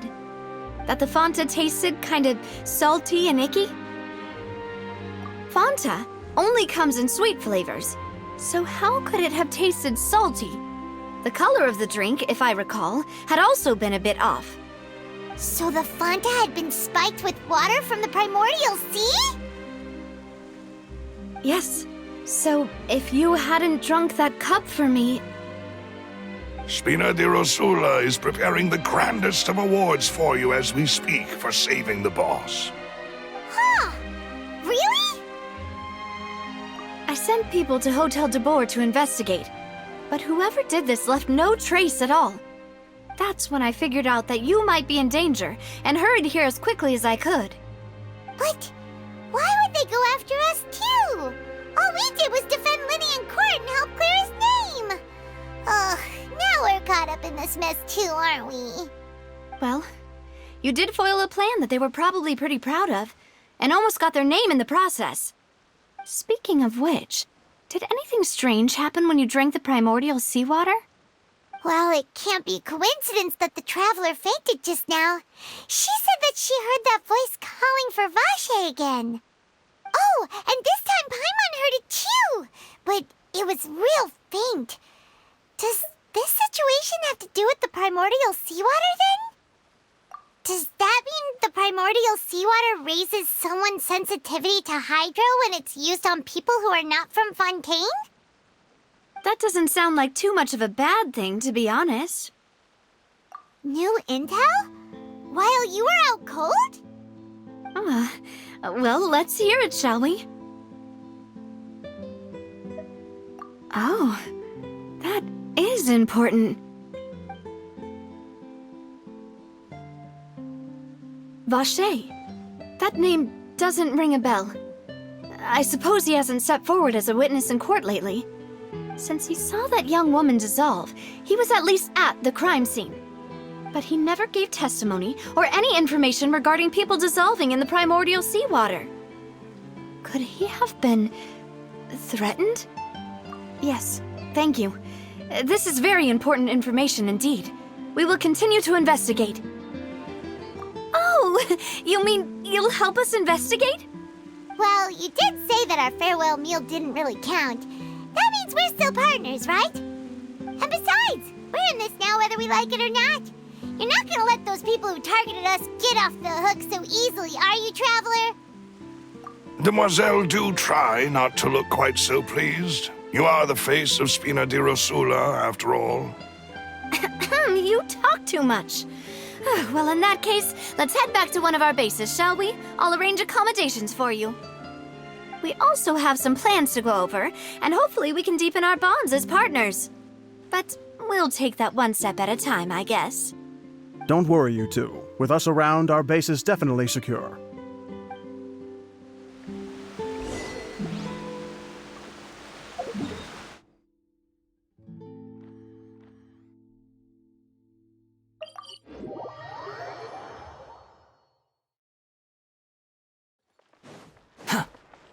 Add Astra.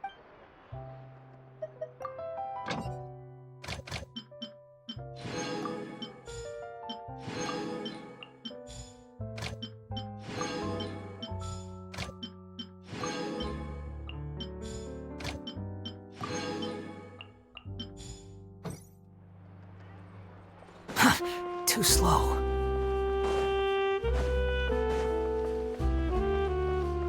Quit following me.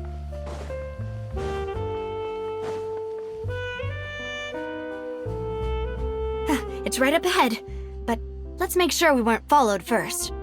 I've been keeping watch, Demoiselle. I haven't spotted anyone suspicious thus far. Very good. But let's not let our guard down for now. I shall find rooms for our respected guests. Thank you, Malus. Now, let's continue, Traveler.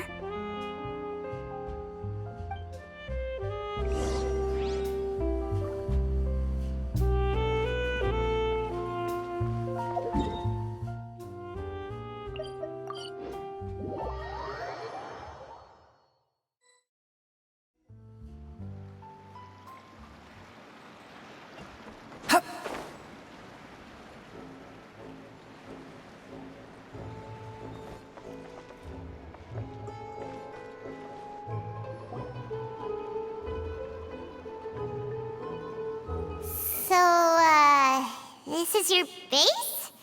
It's not quite what Paimon imagined. Your accommodations have been arranged. Under the present circumstances, I can confidently say it's the best we have. Well, our funds have been a little tight lately. After all, we don't allow illegal or unethical profiteering. In fact, our funds often come from citizenry who support us. Seems like it's tough times for everyone. But if you have the support of the people, that does sound like it's worth it. To be honest, our financial situation was a lot better back when my father was in charge a few years ago. I'm afraid I'm not quite his equal. Your father... he was the previous boss of Spina di Rosula, right? How did he... Demoiselle, if you'll allow me to explain. No. I'll explain it myself. I suppose I couldn't run from this topic forever. And as partners, this is something I hope they can understand. My father's name is Callus. Yes, the same one they call Callus the Unfaithful in the streets. 3 years ago, he was accused of murdering his own friend. But he chose a duel to defend his honor instead of standing trial. He died in the duelist's ring. Oh no. But I do not believe my father was a murderer. I'm sure he was set up. At the time, I believed that if he only stood trial and was duly investigated, something amiss would crop up and prove his innocence. But strangely, he not only requested the duel himself, but rumor has it that even after being seriously injured, to the point where he could be deemed as having lost the duel, he refused to surrender, determined to die in the arena. 3 years later, I still don't understand why he did that. How could he protect his honor if he's dead? If anything, he gave up his chance to defend himself. The closest piece of info I have is that my father had been investigating the serial disappearances case at the time of his death. Ah, so that's why you're so determined to get to the bottom of that case. That's right. I've also tried to investigate the murder my father was implicated in, but I haven't found a single new clue in my countless reviews of the investigation records. However, I believe that if the murder case is related to those behind the disappearances, they must know something. I must know what really happened. Was my father coerced? Framed? Even if he really did kill his friend, I must get to the truth. If only he'd been more open with me when he was still alive. He even hid the fact that my mother died due to complications when giving birth to me. And now, here I am investigating his death. You really are a handful, aren't you, Papa? Demoiselle, please, if there is anything I can do, anything at all. I also will never believe that Master Callus murdered anyone. There are none whom I respect more than the two of you, Demoiselle. Master Callus did so much good in life, yet all it took was one murder case for him to be dubbed Callus the Unfaithful. Even our supporters decreased greatly due to that incident, hence our strained finances at present. Wait, if Callus was such a good man, wouldn't people at least be a little suspicious when he was accused? No. Perhaps people just revel in that kind of drama. It's not something exclusive to people from Fontaine, really. Everyone's like that.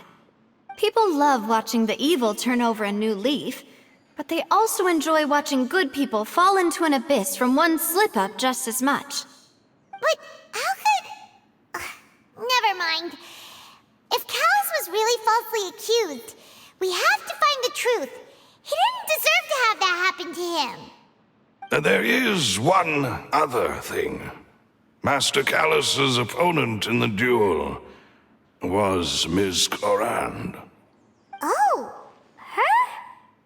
Well, then, isn't that as good as saying that she was the one who killed him?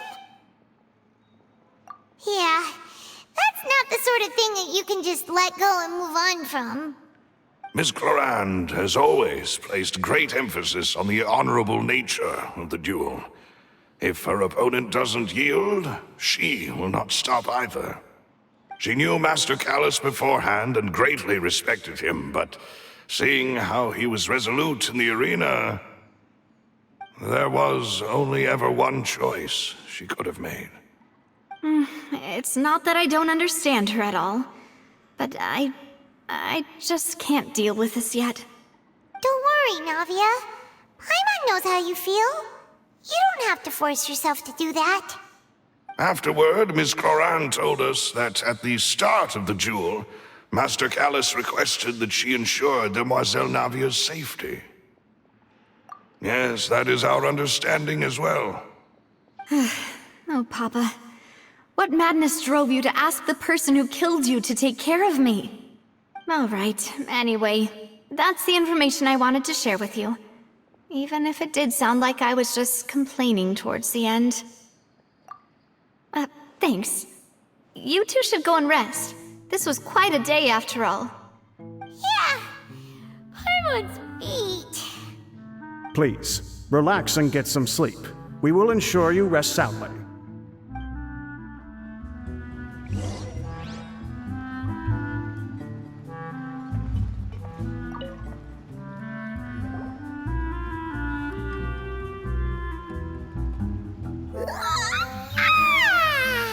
Paimon slept so well. This place feels almost too safe. Huh? Navia? Where did the other two go? I sent them back to Poisson. It's Spina de Rosula's place of origin, and where we have our headquarters. There's not much for them to do here at the moment. Paimon gets the feeling that you're just trying to get them off your back. But never mind that. When did you get back? Were you waiting here the whole time? No, I just returned after going out for a while. I did some investigating yesterday regarding the name Vacher. Wait, so you didn't sleep at all? How could I after having such critical new evidence appear? Guess Paimon wasn't speaking for everyone just now, huh? Unfortunately, this name seems to have been wiped from existence. It doesn't seem to have a match anywhere. I suspect that those behind this have already taken steps to hinder an investigation from this angle. But that does prove that this Vacher person is a key witness in the incident.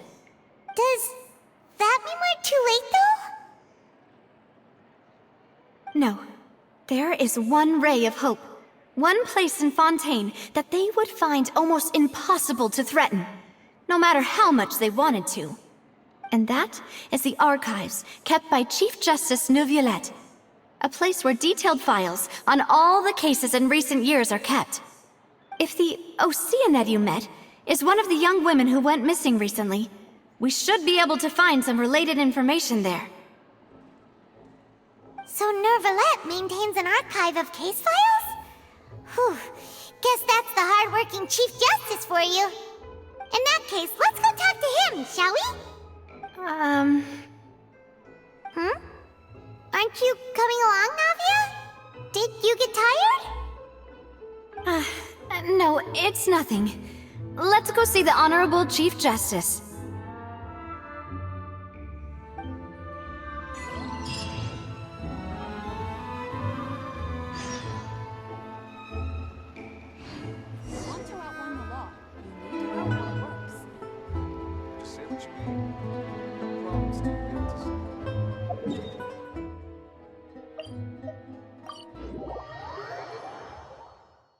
The Palais is right up ahead. Come on.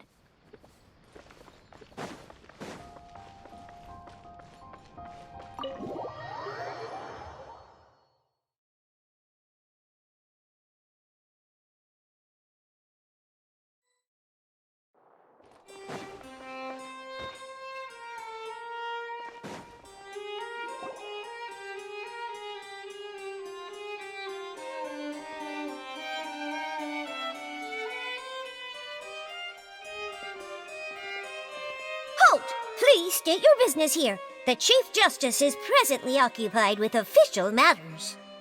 Huh. This place does look pretty heavily guarded. Guess that proves that Nervalet's files are really secure. Hey, don't you recognize us? Huh? Who are you? Just to be clear, I don't care who you are or who you might be related to. Our rules make no exceptions. See? They've got great discipline, too. Yep. Paimon can tell. If you're here just to crack jokes, I can point you towards the exit. Unlike some, we're busy, so please leave if you don't have a reason to be here. No. What I meant to say is, shouldn't you remember us from a few days ago? We were at the trial of the great magician Lyney. Oh, yes, I remember. I read about it in the Steambird. You must be Lyney's attorneys. It's all coming back to me now.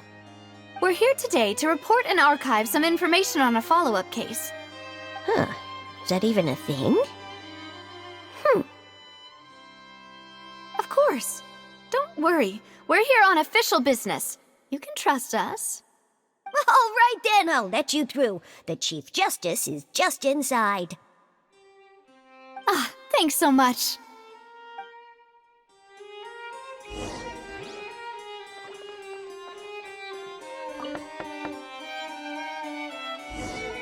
Please come in.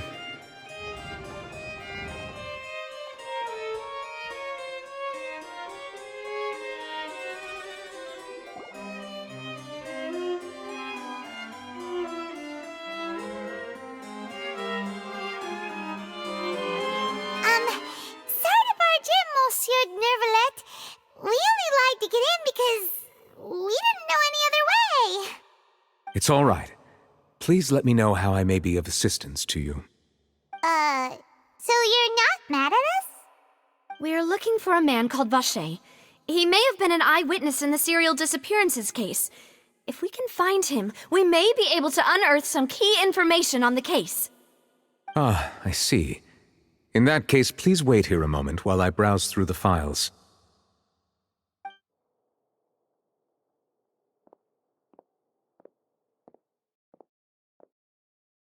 Who knew that Nervalet would be so easy to talk to?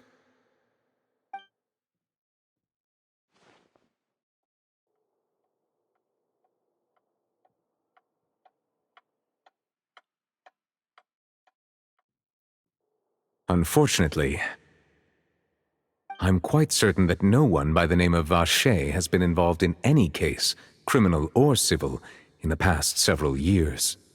There are no records of him either in the files or in my memory. Traveler, what if it was really just a dream? Is that so? All right then. Thank you so much, Monsieur Neuvillette. We'll take our leave now.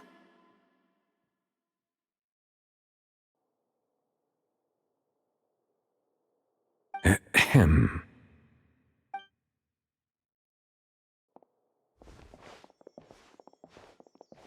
Miss Navia, I can understand how you feel.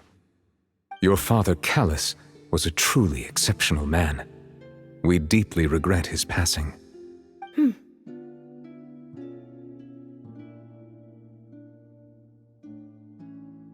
And what are you trying to say, Monsieur Neuvillette? Are you trying to console me? Extend your sympathy? Or just express some tendril of regret? No. You are not trying to do any of that. I can hear it in your voice. There's no emotion behind your words. You only said those things because you felt like you should.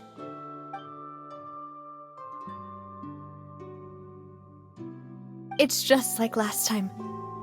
After my father took his place in the duelist ring, I pushed through the guards to talk to you as a last resort.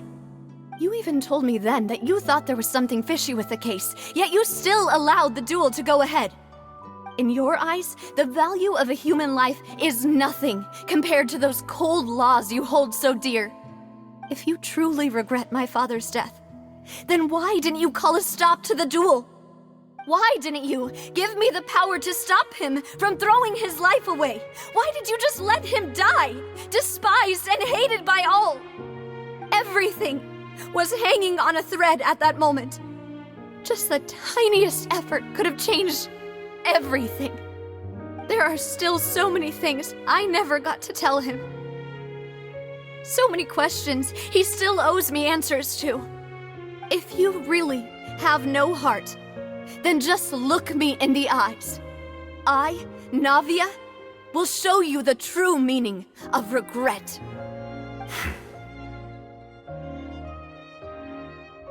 I'm sorry, Miss Navia. You and my father are truly alike. You keep all kinds of things in your heart and never say a word to anyone. It's not so much that you can't feel, but that you would never express anything. Oh well. In any case, everyone already knows full well the apathy of the Chief Justice. My apologies for taking my emotions out on you, Monsieur Chief Justice. Let's go, Traveler and Paimon.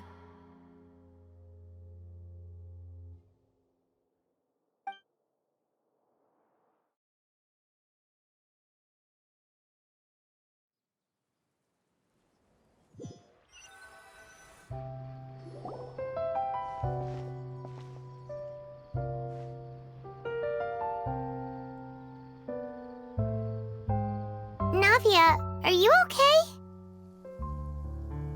I'm fine. Rain. It's raining. You're right. Wasn't it still sunny when we went into the building? And there shouldn't be any active trials today. How strange. Now that I think of it, on the day my father was convicted of murder, it was also raining. What is it? Did you think of something? Yeah, he was outside. It was uncovered and the rain could fall there. Why? Do you think the rain could have affected the crime scene? That thought has occurred to us before. We've even expanded the search area to try to account for that, but didn't find anything of value. Oh? Wait. You don't mean... So you're saying that the true murderer could have been turned into water and then got washed away with the rain? Yeah, and if that's what had happened, then no one would have believed your dad, even if he explained what he saw to the authorities. I really think I found a true genius for a partner. You're completely right. How did I not connect the dots earlier? All right, let's go to Poisson. With this new lead in mind, we'll get to the bottom of my father's case for sure. Yeah, we're gonna make progress for sure this time. Do you want to go with me now? Or do you want to head over by yourself later? Great, let's go then.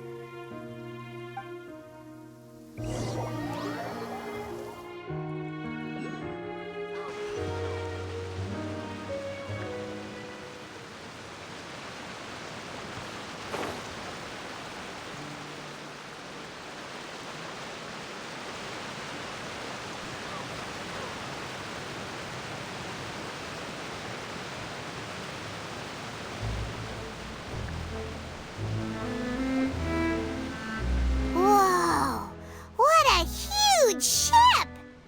Why would a ship be anchored at a place like this? There's no need to be so surprised. While it may look like a ship, it's actually Spina di Rosula's headquarters. My father was the one who asked for it to be built like this. Perhaps our taste in exterior design is the only thing we occasionally had in common. A gigantic and glamorous ship embodies discovery, opportunity, ambition, and conquest. It symbolizes Spina di Rosula's bright and limitless future. And Paimon thought you were bluffing when you said Spina di Rosula had a glorious past.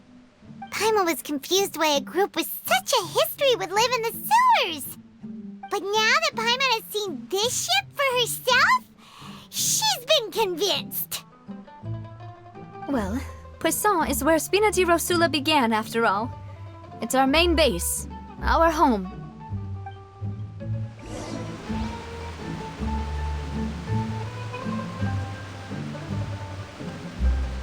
Squall and Fury!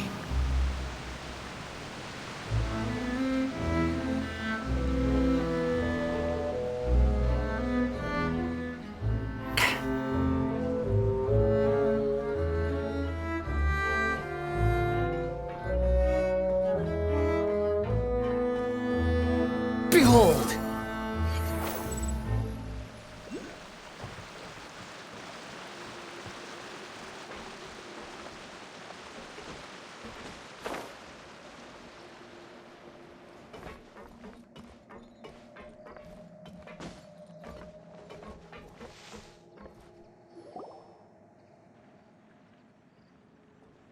Melus, we're back!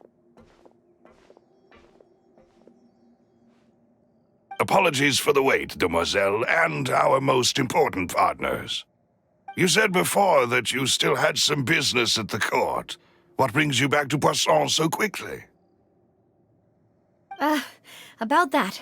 It's because my partner here reminded me of something really important. You see, what if my father's case had something to do with water from the primordial sea? You still remember, right, Melus? On that night, it was raining? Yes, the case was quite similar to that of Mr. Lyney's.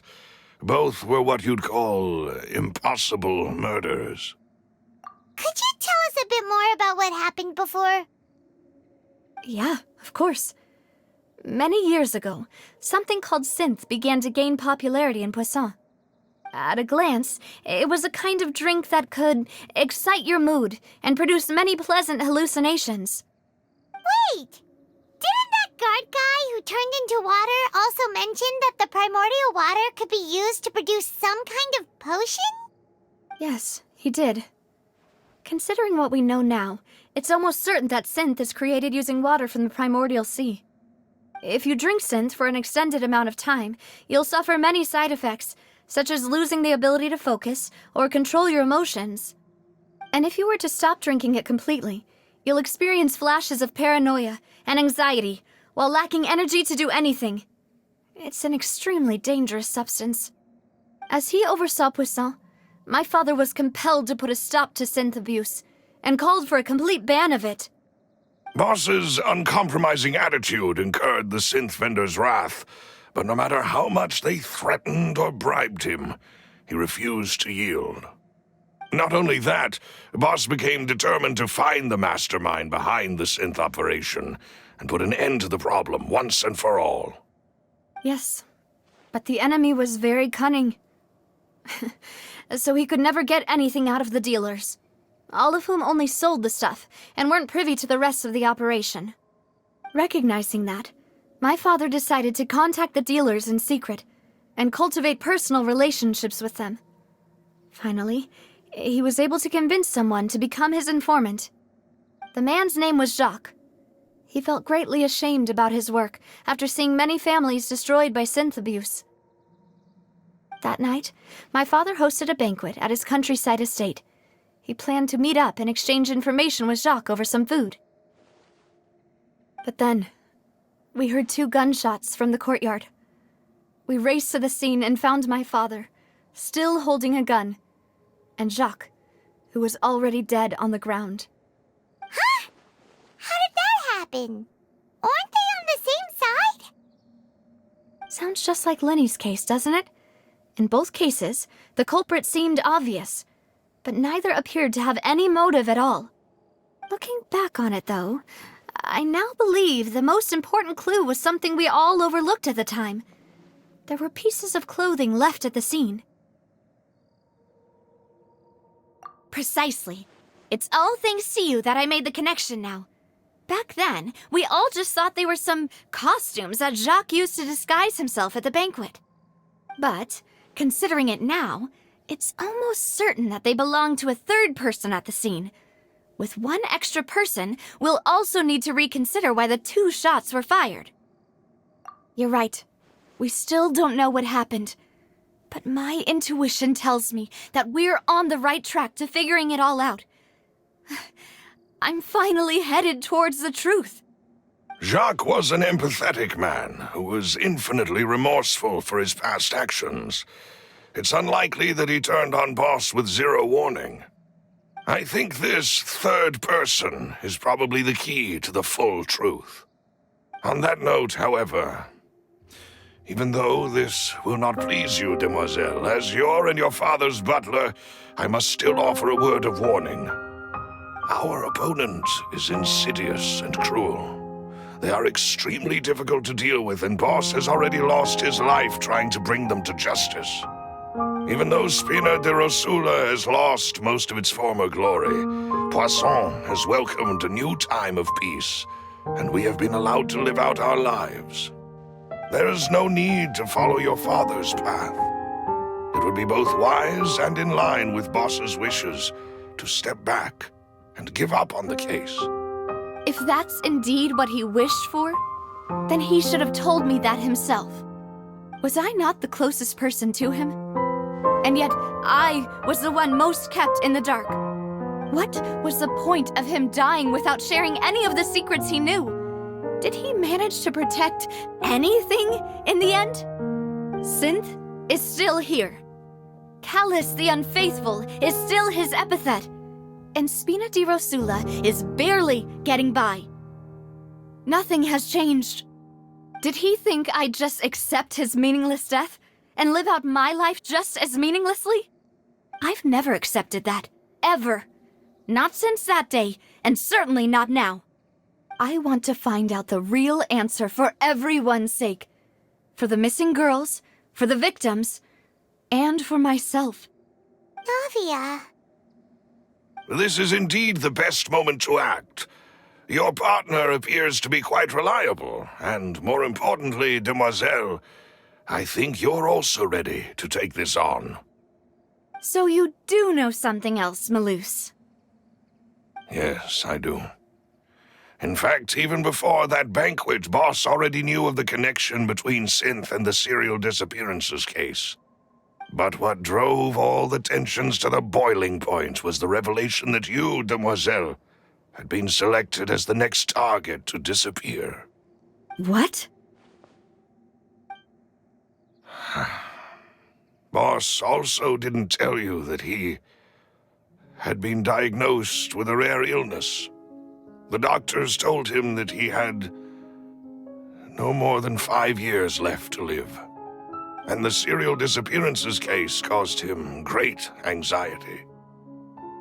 5 years was nowhere near enough time to resolve this long-standing conflict, but once he passed away, all the danger would pass on to you. Knowing all of this, he decided to use one final intimidation tactic before his death. He claimed to have already gotten his hands on some key incriminating evidence for the other side, and even told some members of Spina di Rosula about the details. But as long as you remained safe, he would not share the evidence with the public. If something were to happen to you, then he and all those he told would immediately expose all they knew about Synth and the disappeared victims. Right, so nobody would be able to get off scot-free. As we've seen, Boss's tactic has worked. Even though Boss has been gone for a long time, the other side has not tried to take Demoiselle's life. No, I don't believe it. He never appeared to look sick to me. No father wants their daughter to see them weak and haggard, especially someone as proud as Boss.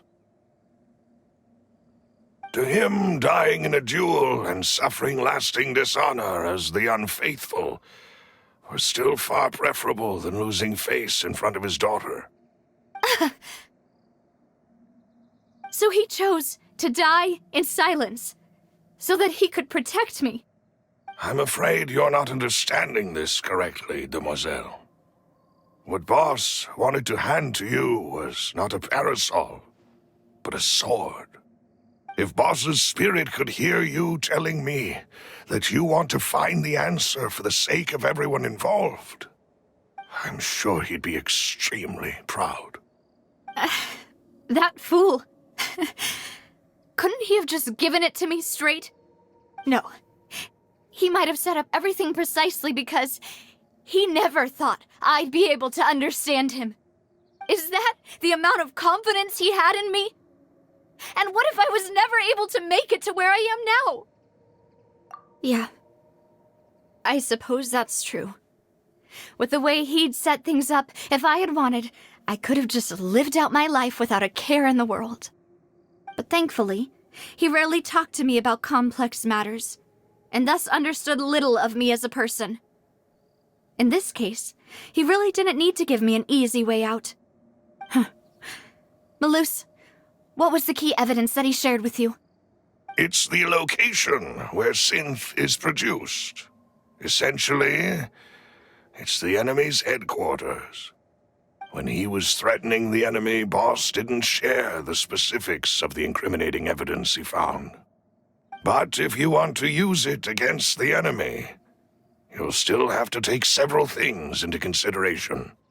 Why? If we know where the place is, can't we just go storming in? You mustn't forget that we're fighting against a mysterious and dangerous organization that's been in operation for decades.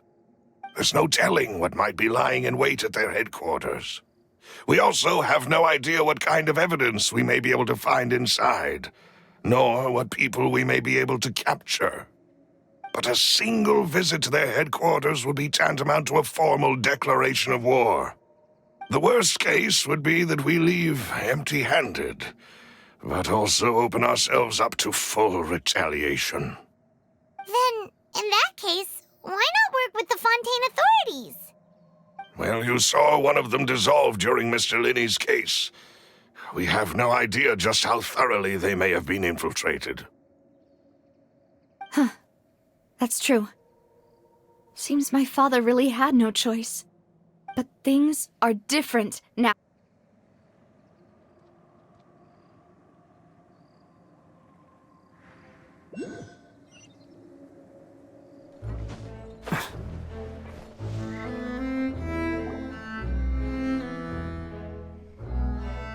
Malus, we're back!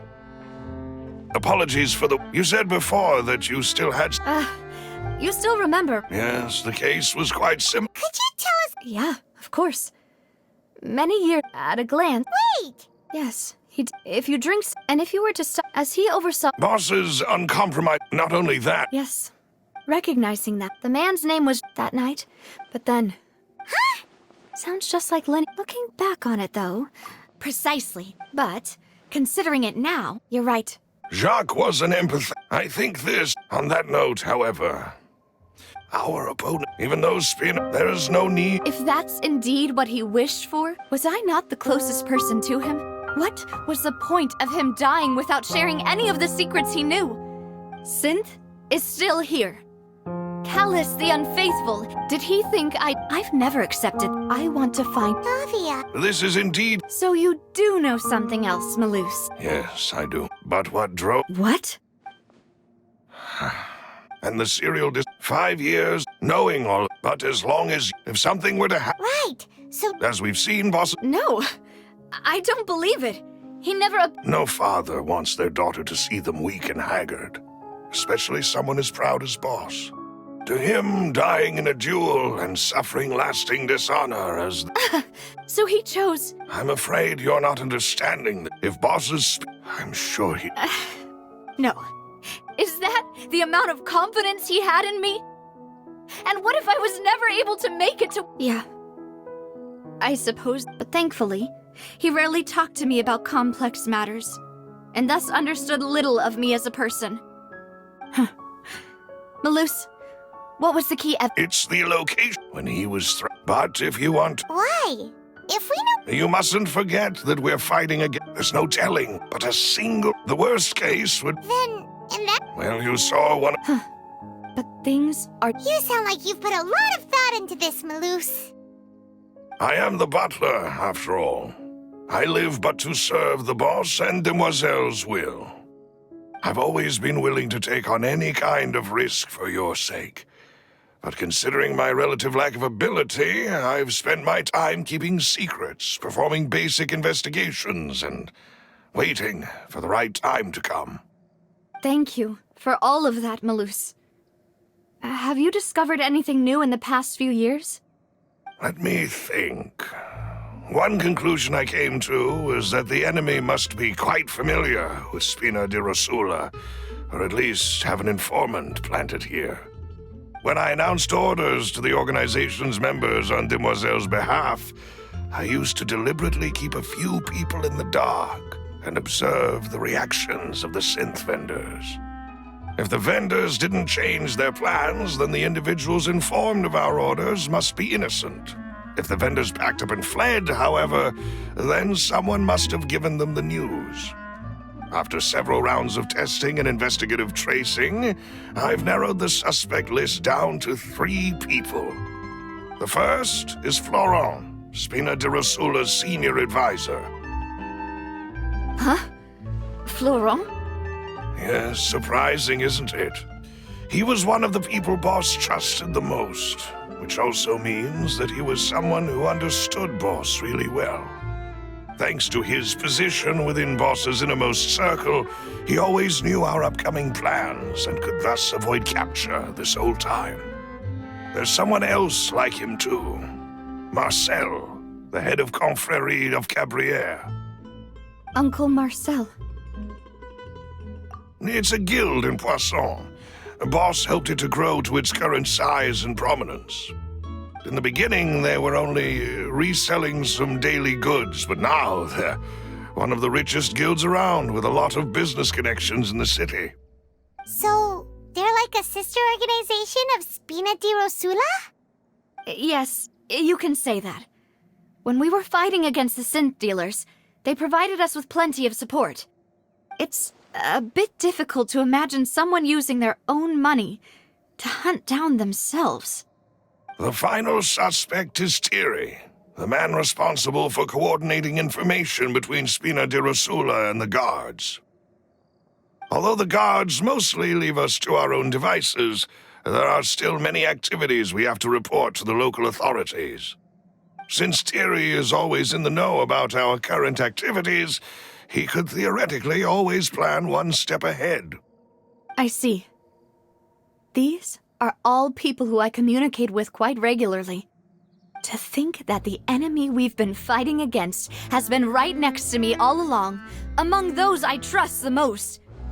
It's almost too hard to believe. If you want to investigate them, please take every precaution to not alert the quarry.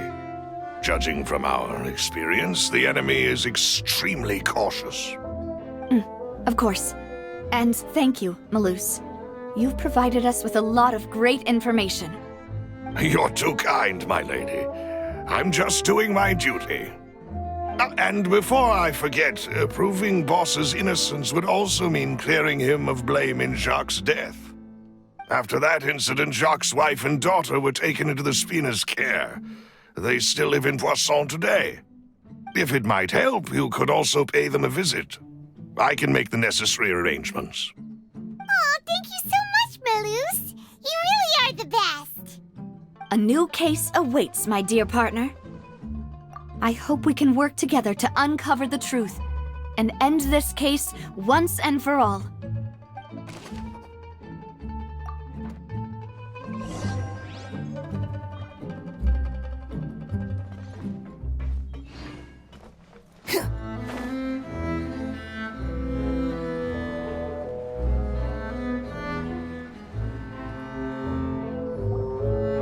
It is settled, then.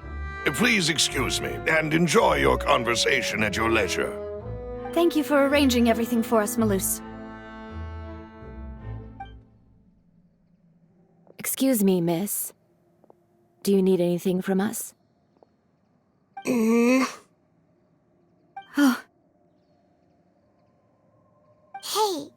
Navia's all quiet. This isn't like her at all. I'm sorry that I only came to visit after all this time. After what happened, I didn't know how I was supposed to face the two of you. Ah, if it's about that, there's no need to apologize. After my husband died, Spina di Rosula sent us a lot of mora and support. I understood your guilt and apology to be genuine. But aren't all of those things nothing compared to the loss of Jacques? I can understand the kind of pain that comes with losing a father so needlessly. You don't understand at all. I didn't know how to face you, because I didn't know what I could possibly bring as a consolation gift. I know only the full truth could bring closure to you, and to all of us. Mm-hmm. I'm sorry. I appreciate the sentiment, but you don't have to carry all that guilt. On the matter regarding my husband, my daughter and I have more or less found our answer already. Would you mind sharing it with me? I really can't believe that my father could ever bring himself to shoot Jacques. I always knew that my husband's money was earned through others' suffering. He told me countless times that if he could turn back the clock, he would never go into the synth business again. He had many regrets, and felt that he took the idea of providing for his family too literally. For the longest time, he thought Mora was everything. So when Mr. Callis came to him with a proposal, he accepted it almost immediately. He tried to be as careful as he could, but even so, he was still found out by the higher-ups. They found out about his betrayal? Papa didn't say that exactly, but Papa did tell me that I should never be ungrateful. Before he left that day, he told me that he had no choice. It was only later that I realized it was his final farewell to the two of us. I don't know that for sure, but you could say that's the conclusion I eventually came to. Which is why I'm the one who should feel guilty. Callis had always taken great care of us, both when he was still alive and after he passed away. Even if he fired the shot that killed my husband, it was likely in self-defense. It is impossible for me to hate him for what he had done. But Mama, why is Papa still the bad guy if he did the right thing? Papa always wanted to be a good man, so why did he have to do a bad thing in the end? Well, things aren't always as they seem. You still feel like your papa was a good man, right? Yeah, Papa was a really good man. The best in the whole world. Then you should hold on to that. If a good man had to do a bad thing, then he must have had his reasons. Regardless of whether he left you a parasol or a sword. He must have done so to give you a better life. Oh. Thank you for everything you've told me. I will definitely find the truth. The current state of things is not something I'm willing to just sit back and accept. Thank you. I'm very grateful to hear this from you. Even though your personality is quite different from your father's, your determination when you speak is really similar. You really think so? That's the first time anyone said that to me.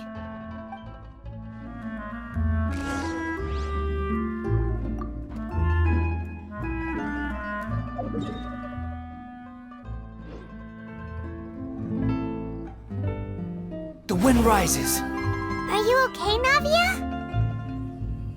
I'm fine. Don't worry. Let's investigate the 3 suspects next. Florent should be nearby, and we should be able to find Thierry and Uncle Marcel. Greetings, boss. How may I be of assistance today? I'm sure you've heard about what happened at the Opera House. Someone got turned into water right in front of us. Yeah, I've heard. With something that dramatic, I'm sure journalists will milk it for all it's worth. And it'll be all the talk for the next several weeks. It also reminded me, on the day that the incident happened with my father, it was raining outside, and we found some clothes left at the scene. After my partner here put the dots together for me, I feel like we should try to reopen his case. Can you do me a favor and try to recall what happened that night? Let me think. Mr. Callis was feeling pretty upbeat that day. So he was drinking and bantering away with us at the table. After that, he told us that he wanted to go get some fresh air. So we let him go without thinking much of it. Who knew that we would hear 2 gunshots ring out right after? My first reaction was that Mr. Callis's life was in danger. So I grabbed my holster and made a mad dash toward the scene. But when I got there, it was already too late. Mr. Callus was standing over a dead body with a gun in his hands. All we could do was look back and forth at each other, not knowing what to say. So you also remember 2 gunshots then? Indeed. The guard said that the first shot didn't hit anyone, while the second killed Jacques. But I've never really bought that explanation. Reason being, Mr. Callus had left his gun on the table. I even made sure to confirm that before running to the scene. But according to the guards, that doesn't mean he couldn't have had other guns on his person. About the clothes left at the scene that you mentioned, do you think there was a third person there who was turned into water? At least from our perspective, my father had no reason to kill, so he would also have no reason to bring an extra gun with him. The gun he was holding probably belonged to Jacques, or a third person on the scene. Yeah, that makes a lot of sense. So you're saying Mr. Callus ended up with the gun because he seized it from one of the other guys? But hold on. If that's what had happened, then why didn't he share the truth with any of us? He didn't even want to face the Oratrice machine, and chose instead to prove his honor in a duel. Did he lose all faith in the courts after seeing someone dissolve right in front of his eyes? About that, Malus told me a thing or two, so I think I can understand why he committed to the duel. I'll tell you everything once the whole truth has been revealed. I understand. Then I'll leave Mr. Callus's honor in your hands, boss. And if I may just say one more thing. The whole Callus the Unfaithful epithet has been a thorn in my side since the day it was invented. Many people have laughed at me for still calling him Mr. Callus, even after so many years have passed. But it was Mr. Callus's trust that allowed me to rise through the ranks of Spina di Rosula and live the life I lead today. No matter what others might say, he'll always be the man I respect the most. And he'll always be my boss. Don't worry. I will definitely find the truth. You and all our other comrades at the Spina deserve to know the truth as well.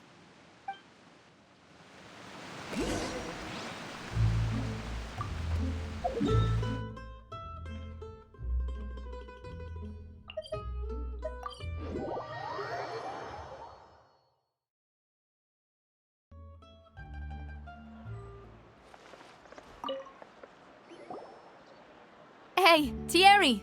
It's me! Oh, now, what brings you here, Miss Navia? I've heard that you made quite the name for yourself at the Opera House. Oh, so you've caught news of that already. Oh, okay. Hey, I'm also a member of the Guards, you know. The way you make it sound, people would think I was sent off to Poisson because I had done something wrong. Are you sure there isn't a little bit of truth in that? Under normal circumstances, shouldn't you have been called back to the city already? I mean, where I work is really up to me. Let's just say I enjoy the ambiance of Poisson. Callus did a fantastic job running the town, building Spina di Rosula from the ground up and clearing many obstructions in my way. It would be next to impossible for me to find a similarly easy but high-paying job in the city. Anyway, enough chit-chat. Are these 2 friends of yours? You, here for some formal business? Yes. These 2 are my partners. What happened at the Opera House made us realize that Lyney's case and my father's may be related. We're trying to reinvestigate the details of my father's old case. Ah, I get it. You think there might be more to the case now that we know people can be dissolved into water, right? I was also flabbergasted when I first heard of it.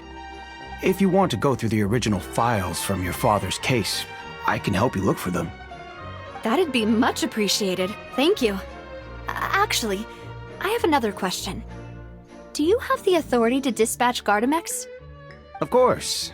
Without them, I couldn't possibly handle Poisson on my own.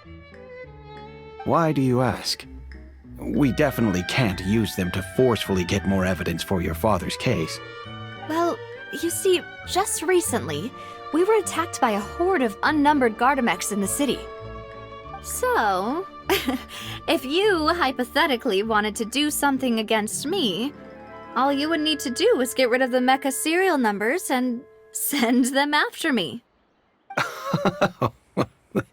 Then you think too highly of my abilities. Dispatching mecha is very different from controlling them. If I had to make an analogy, when you order a dish, the chef will make it for you. You can ask the chef to cook, but not to massage your shoulders or carry your baggage. If you try to make unreasonable demands, the chef would just think you're out of your mind and ignore you completely. The same goes for me and my Gardamex. Removing a serial number is also not as easy as you might think. There are a lot of complex steps to it, and it's almost impossible to keep it a secret. So I can promise you, those mecha were definitely private units. They're certainly not cheap. So, whoever their owner is must be super rich, powerful, or both. Now that you mention it, though, being in the synth business would definitely be profitable enough to afford this. Oh, then you're officially in the clear, Thierry. Oh, well, thank you for the vote of confidence, Navia. Jokes aside, I'd like to wish you all the best with your investigation. I'll be staying in the city for a little while, so just come find me if you need any support from the guards.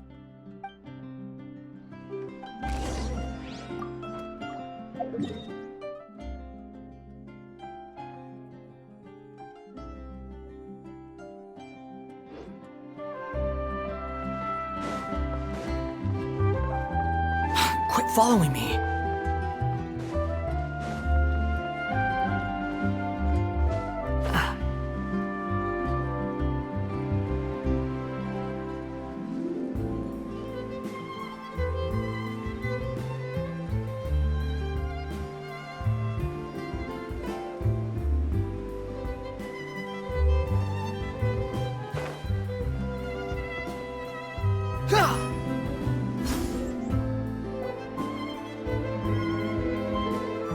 Hello. How may I help you? I'm here to see Marcel. Could you please let him know? You can just say Navia's looking for him. Sure. I will let him know right away.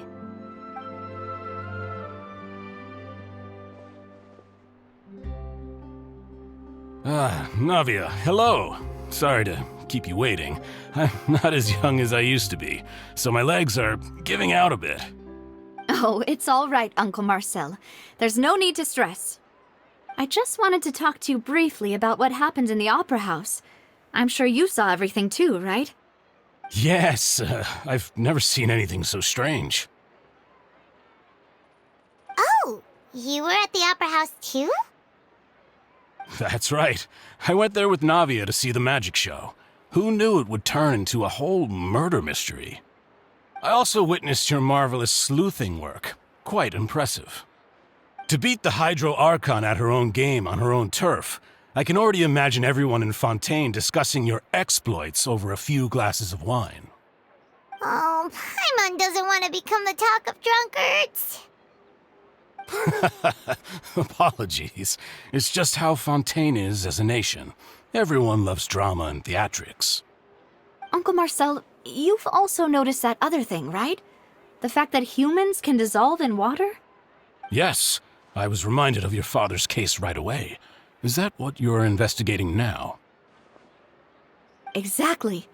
I still don't have much solid proof, but I can sense that the other side has already begun to act. Oh, and what makes you say that? We were attacked on Araneus by some unnumbered Gardamex. And there was also an attempt to get me to drink water from the primordial sea. If not for the vigilance of my partner, I probably wouldn't even be here talking to you right now. Oh, you're giving us too much credit. Wasn't it you who protected us? Alas, it seems things are heating up again. The peace that Callus sought so dearly will soon become a thing of the past. But rest assured, Navia, Poisson will always remain a safe haven for you. If you're scared, you can always return there. If anyone dares to lay their hands on you there, the Confrérie of Cabriere will use its funds to the last Mora to bring them to justice. Thank you, Uncle Marcel. But I don't intend to go into hiding. I'm going to strike while the iron's hot. Do you have any new thoughts on my father's case? About that. Sorry, my age is catching up with me, so it'll take me a while to recall my memory. The Confrérie was responsible for that banquet, so I was out and about the whole time making sure things were running smoothly. I didn't even have the time to drink with the guests. Then I heard the sound of a gunshot, and the rest was history. Oh, it's okay. No need to push yourself. We'll ask around some more, see if there are any valuable clues elsewhere. Sounds good. Just let me know if you ever need Mora. All my wealth comes from Callus's patronage and support. I'll spend however much it takes to clear his name.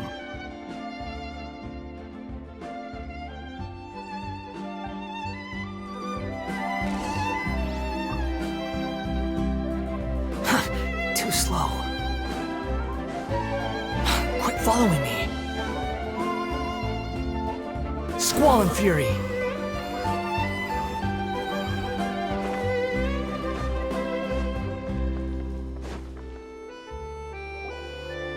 We've talked to all three suspects, purely based on their conversations with me. None of them sounded particularly suspicious. I suppose that's to be expected, though. If a single conversation's all that's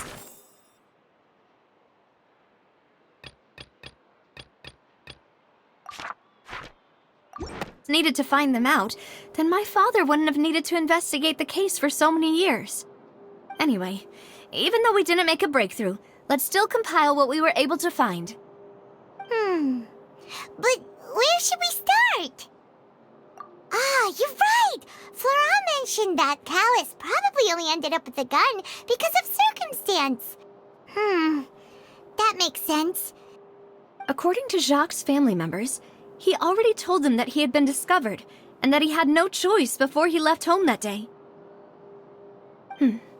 If I had to guess, he probably received an order from the synth boss to kill my father. Had he refused, he and his family's lives would have been forfeit. So, Jacques fired the first shot? Oh? And why is that? Ooh, that's a good point. Jacques probably already knew that he was just being used as a tool for murder.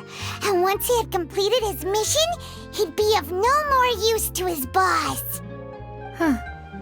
So, what would make more sense from his perspective would be to turn his back on the order and seek protection from my father.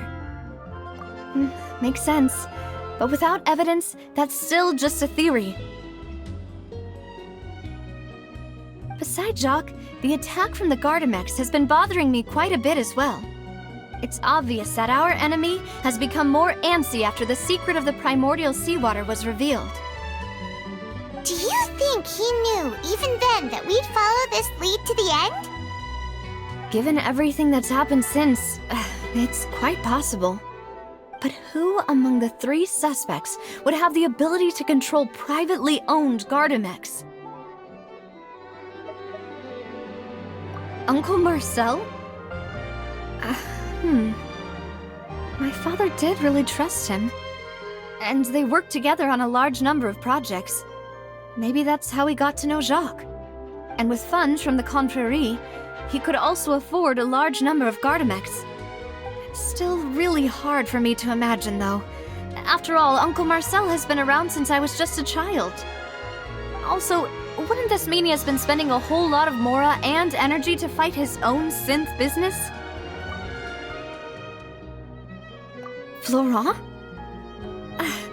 It is true that he was closest to my father, and thus had the best chance of learning about his dealings with Jacques. But as Spina di Rosula's advisor, his work mostly deals with personnel and security, so he shouldn't have much means when it comes to finances. So you're saying he's too broke broke to afford a mecha army? Exactly. He can't. And even if he could, I don't think he would be able to dispatch a whole group so quickly. Thierry, you say? Huh. It is possible that he's figured out a way to convert the Gardamex for personal use. But I didn't feel like he was lying when he was talking to us about the mecha. I also don't think he'd be able to keep that kind of tampering under wraps.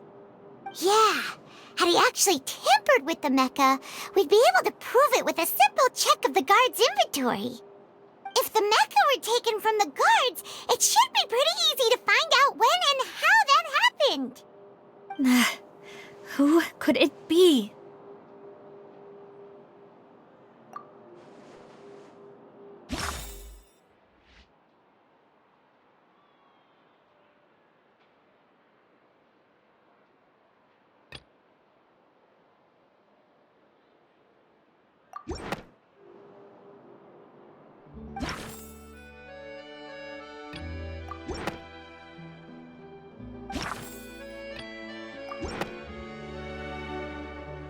You know, if you think everything through, Uncle Marcel is indeed the most suspicious of them all. Could we be missing other suspects? Malus didn't know about the people turning into water thing when he narrowed it down to these three, did he? Malus has always been very reliable, and his judgment of others' trustworthiness has been fair and well considered. When he laid out his case for the three, the rationale he gave me made a lot of sense as well. The suspect is knowledgeable about the Spina's internal affairs, has the means to dispatch Mecha to assassinate us, and possesses significant intellect and foresight. Even if I don't want to believe it, I'm starting to see how things could all tie back to Uncle Marcel. Well, we still have another trump card on top of all the theorizing and speculating. Yes, Malus did say that charging straight in there would be extremely risky, but we don't have any other options right now. We need far more solid proof before we can hope to go charging in on our enemy. Navia, here you are. Oh, I've been looking for you. Huh? Aren't you the guy from the guards? Did something happen? Yeah. News came from Irenaeus just after you left. We've got another trial on our hands. Wasn't that place built specifically for holding trials? What's so newsworthy about this one? I know. But they said the person they're putting on trial is a Fatui harbinger called Tartaglia. What? Is that someone you know? Yeah, we know him. Maybe even a little too well. Well, he's been accused of being the true culprit behind the serial disappearances case. It's absurd, don't you think? Wait, how? None of our investigations have had anything to do with him. That's what I thought was strange about it, so I came to tell you the news right away. If the charge against him stands, then it'll be next to impossible to get the guards to support any of our planned investigations. Right, because they'll think they've already found the culprit. Yeah, and it'll be a lot harder then to clear Mr. Callus's name. I understand. Well, partner, what do you think we should do?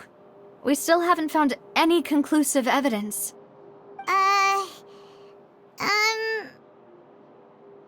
Huh? Split up? What do you mean? Just as expected of my partner. Since this is a trial about the serial disappearances case, the culprit's attention will be focused on Irenaeus, leaving his home base wide open. You're right. This is our best opportunity. All right then, let's do this. I'll stall them at the Opera House and charge Marcel as the true culprit. I won't have any chance of making that charge stick, though, unless we find more evidence. It'll be up to you to make it back in time and hand the decisive evidence to me. We'll help you, just like you helped us in Lyney's trial. Demoiselle, please allow us to accompany you. I'm ready. Ah, Malus, Silver. When did you two get here?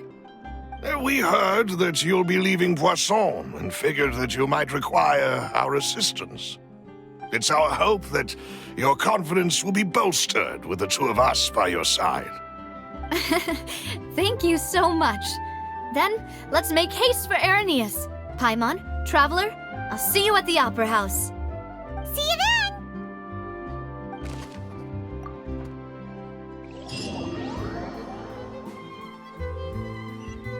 Now that Navia has set out for Arrhenius, we should also get going. The location has already been marked on the map, so let's head over.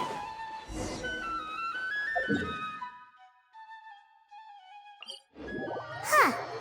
According to Malusa's info, the synth production base is underwater. Let's go and try to find the entrance.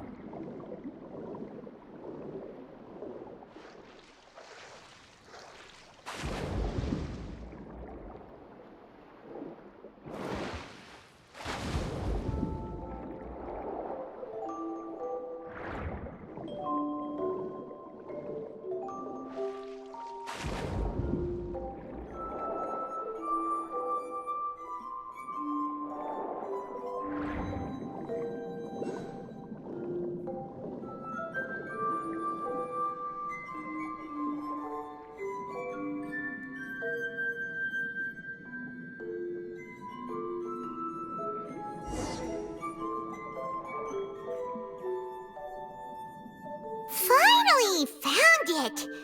Huh. So this is the entrance that leads to the synth production base. It sure doesn't seem out of the ordinary at all. Ah, you're right. An important place like this is bound to have a ton of protective measures and mechanisms. Navia's probably arguing up a storm right now to stall for us.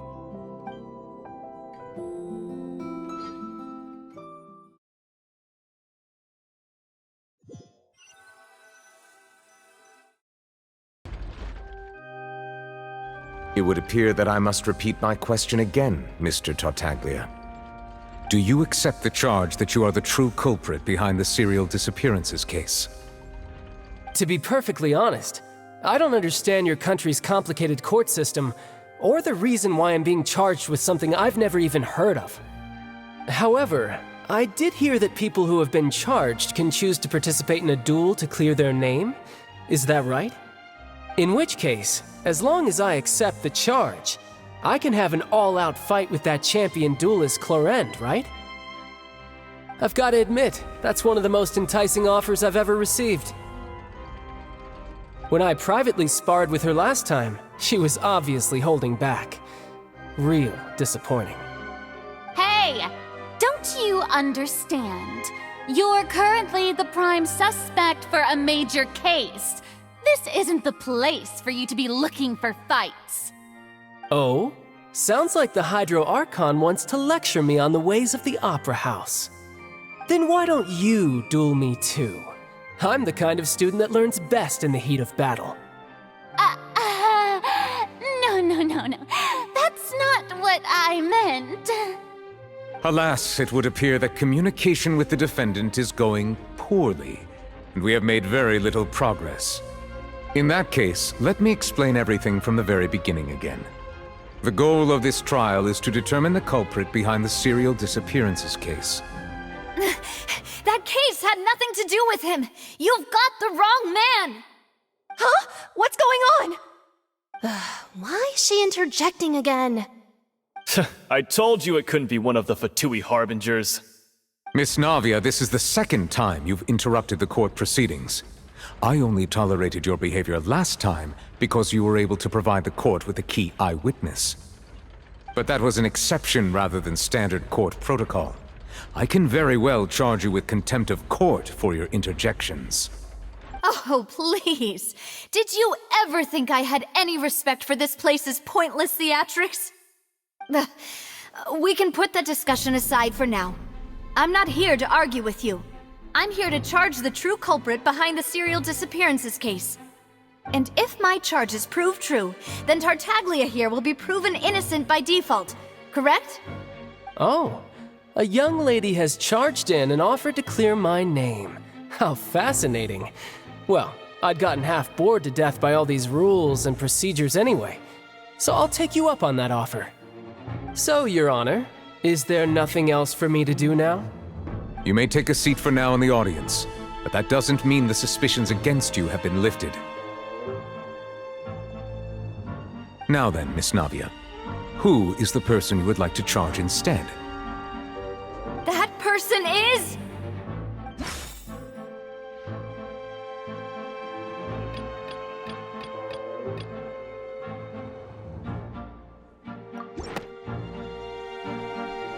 Marcel, the head of Confrérie of Cabrières! Huh? What confrérie?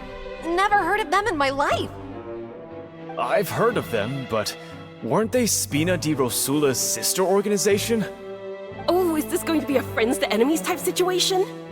Please let me remind you, Miss Navia, that charging someone is an incredibly serious matter.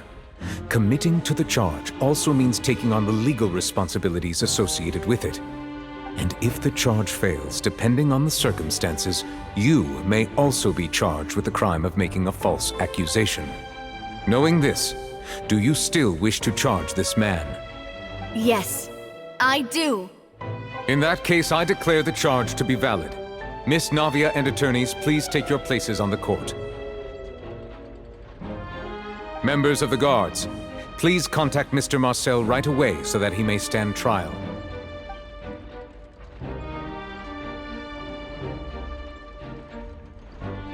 Mr. Marcel, you will not require an attorney. Is that correct?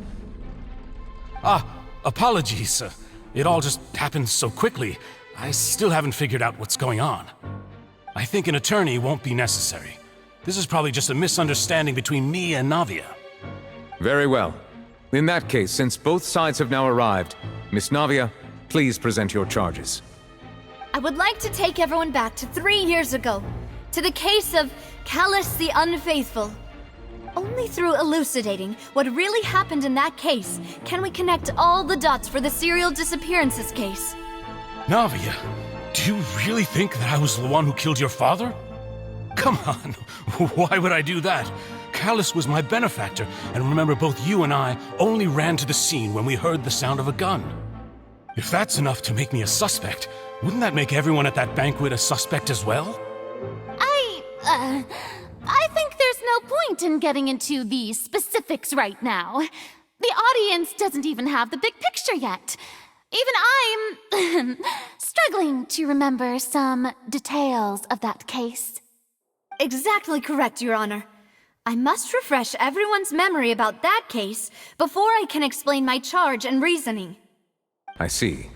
In which case, I will recount the findings about that case as originally recorded by Maison Gardiennage.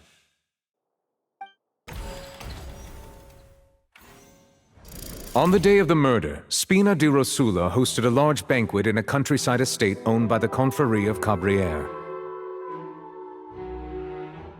During the banquet, all attending guests heard 2 gunshots from the courtyard. When the guests arrived at the scene, they found the primary suspect, Callus, holding a gun, while his acquaintance, Jacques, lay dead from a gunshot wound. The guards' investigation did not recover any other firearms from the scene. As a result, they concluded that the suspect's first shot must have missed, while the second must have taken Jacques' life. The suspect did not dispute this conclusion, and also declined to defend himself in court. Instead, he chose to prove his innocence through a duel. Callus was defeated by champion duelist Clarande in the ensuing duel, and soon succumbed to the injuries. These are the known facts about the case.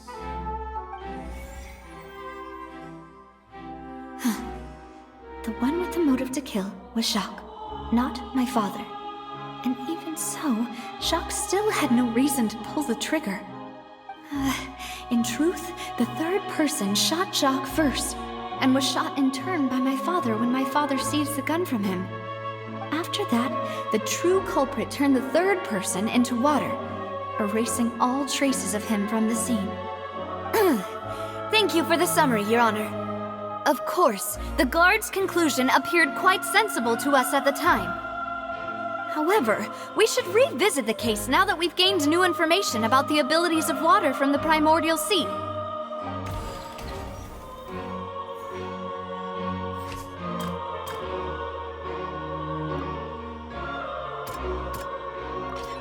The testimony of the victim's family confirms that Jacques had thoughts of assassinating Callus when he set out for the banquet. However, in the end, he reconsidered, and instead shared everything with Callus, hoping to seek the latter's protection. Unfortunately for Jacques, the true culprit had already considered this possibility, and had sent out another assassin.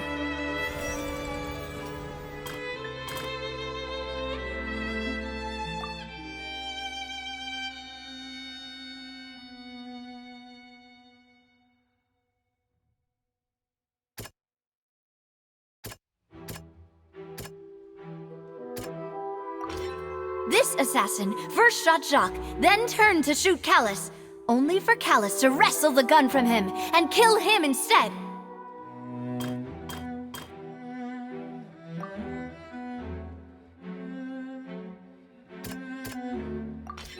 A pile of clothing was found at the scene. The guards once believed they were used by Jacques as a costume to disguise himself. But now, it is clear that the clothes were proof that there was a third person at the scene, and that they were turned into water after committing the murder. Since it was raining that day, the culprit was confident that they could use the rain to wash away all traces of their dissolved accomplice.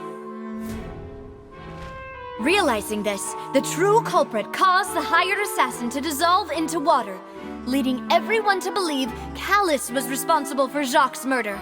This is the true version of events.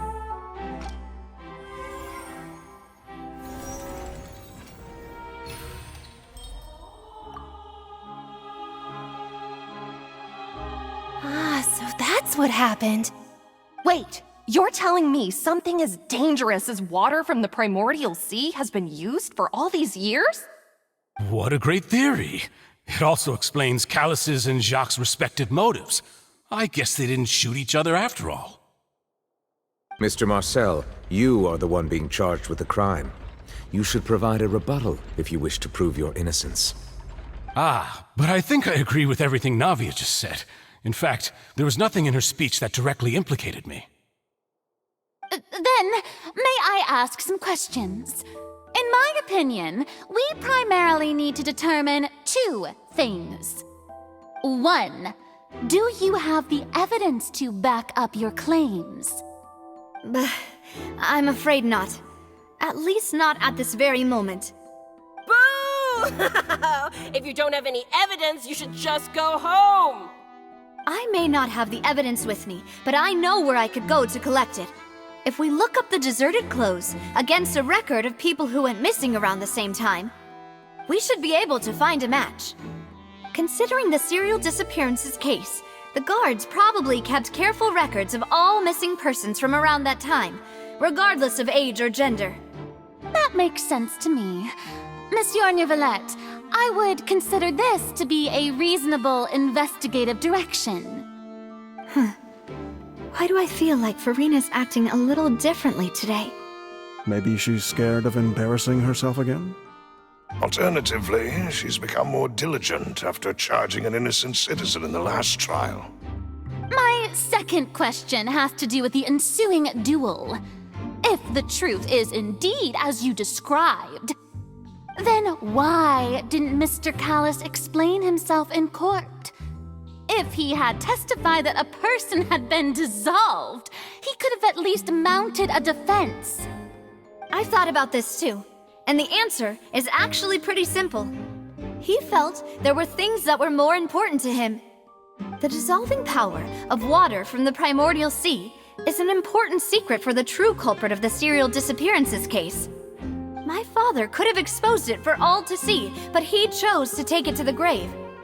At that time, Spina di Rosula was in dire straits, and his reputation had already been shattered. He had no guarantee that going forward with the truth would allow the culprit to be brought to justice. What was certain, however, was that it would paint a gigantic target on my back.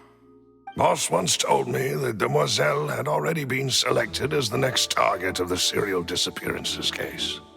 What? If the secret had gotten out, the culprit would have fought an all-out war with Espina right there and then. I wouldn't have been the only one in danger. All of us would have stood to lose our lives. Of course, the guards might eventually figure out the truth of the matter and determine that we were in the right. But what good would that do? How can a hollow verdict protect anyone? Had this opera house ever given my father any kind of confidence in its brand of justice, Spina di Rosula would have had no reason to exist. But by staying silent, we retain the ability to deter our opponents and continue the stalemate. I was able to become Spina di Rosula's president, which made me harder to target, as well as giving me more time to grow and learn. And once I have figured out the truth and stepped up to the challenge, I will do what this opera house cannot, and restore my father's truth and honor back to him. So, you mean to say, your father intended to die in the duelist's ring? That's right. Do you have any proof? Of course. All you need is to ask his opponent, Clarand. I don't need your apology, your guilt, or your support from the shadows. You don't have to do anything for my sake. But since he entrusted his will to you, Clarand, you should tell us the truth about his sacrifice. So, during the duel, did you believe that Callus was intending to die? Yes, I did. As a champion duelist, I've fought many battles and taken a countless number of dishonored lives. In my line of work, I've seen all kinds of people give their all for the faintest hope to continue living. Some were determined, others passionate, and some even manic and twisted. Just one look and I can tell if a duelist is hoping to live or if they're looking to die. I hereby swear on my name and honor as a champion duelist that Mr. Callus never intended to leave the ring alive. Since that's your testimony, I have no more questions. It appears there really are good grounds to reopen this case. I concur. However, Miss Navia, you still have not explained the link between your father's case and the serial disappearances case. Right? What she said was fascinating, but kind of beside the point. Wait, weren't they just talking about the serial disappearances case? Of course, Your Honor. The two cases are connected via a matter of timing. In my father's case, the culprit intended to kill both Jacques and Callus. As a result, they planned to act after hearing 2 gunshots. And at the end of Lyney's trial, the culprit also only dissolved the victim in front of everyone because they realized they were at risk of being identified. The culprit could only time their actions so precisely if they were already at the scene. Coincidentally, Marcel attended both the banquet and the trial. So that's why you suspected me. Even after hearing your reasoning, I still can't help but find it a little preposterous. I'm used to it, though. You've always been an impulsive and sentimental child, Navia. It's one of your most endearing traits. No need to appeal to pathos. I won't try to refute your points one by one, but even if everything you just said was true, can you prove that I was the only person present at both events? On top of that, does a person have to be physically present to control the timing? Can't someone remotely monitor the place?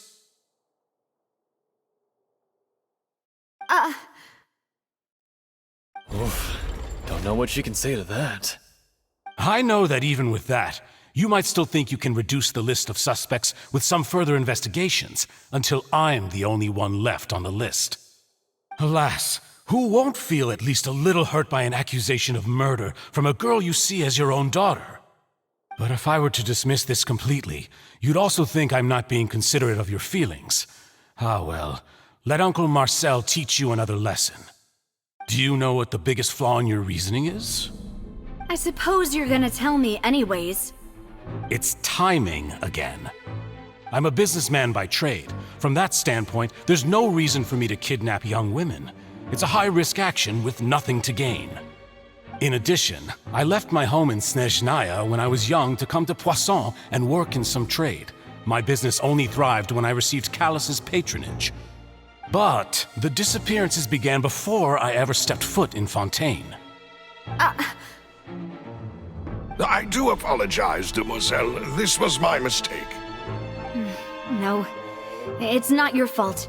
I'm sure he had come prepared. Is there anything else you'd like to say? Would you like to check the date of my first business license against the first known case of the serial disappearances? You can also take a look at my border entry records, or ask my friends and family when I left Snezhnaya for the first time. Could those records and testimonies do something to appease the unspeakable anguish in your heart? Seems like she got the wrong guy. At this rate, Navia will be convicted for falsely accusing him. I think you've done a superb job of dissecting your father's feelings as he neared the end of his life. But aren't you going against all of his wishes and expectations right now? He wished for you to become more rational, collected, and conscientious, instead of dwelling only on your own feelings. Once you've learned to be more considerate of others' feelings, and to stop rushing headlong into things, you'd have met most of his expectations. This isn't just about me, and it never has been. The biggest difference between me and the rest of the victims is that I still have the ability to search for the truth, while that same agency has long been taken from them. The people whose families were destroyed by synth abuse, the people who lost their loved ones to the serial disappearances, and the people who suffered tragic ends due to their sense of justice. Many people's images are flashing before my eyes. I'm sure some are coming to those of you in the audience as well. And whose image do you see, Marcel? Is it a man named Vacher? Oh, so you do know that name. I'm merely surprised you'd suddenly say the name of someone I've never even heard of. I was waiting for you to say that.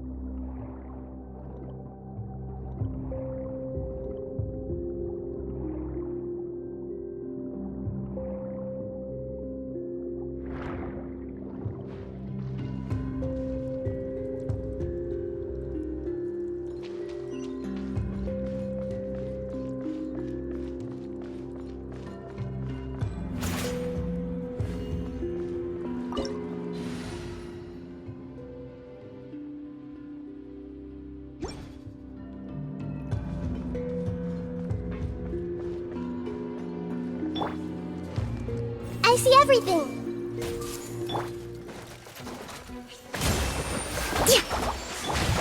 Jumpy Dumpty Go! Pew!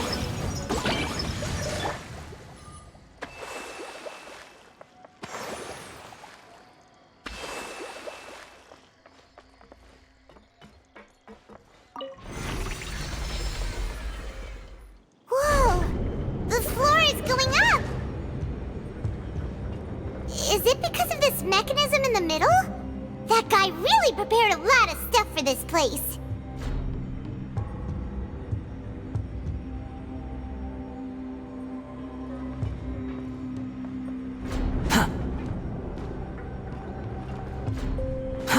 Too slow.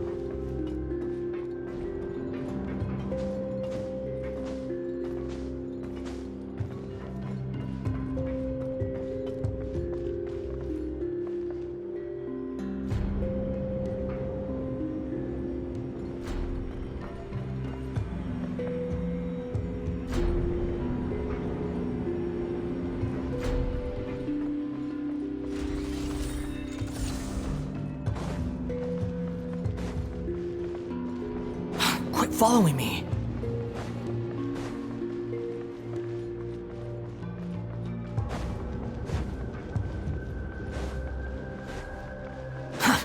too slow.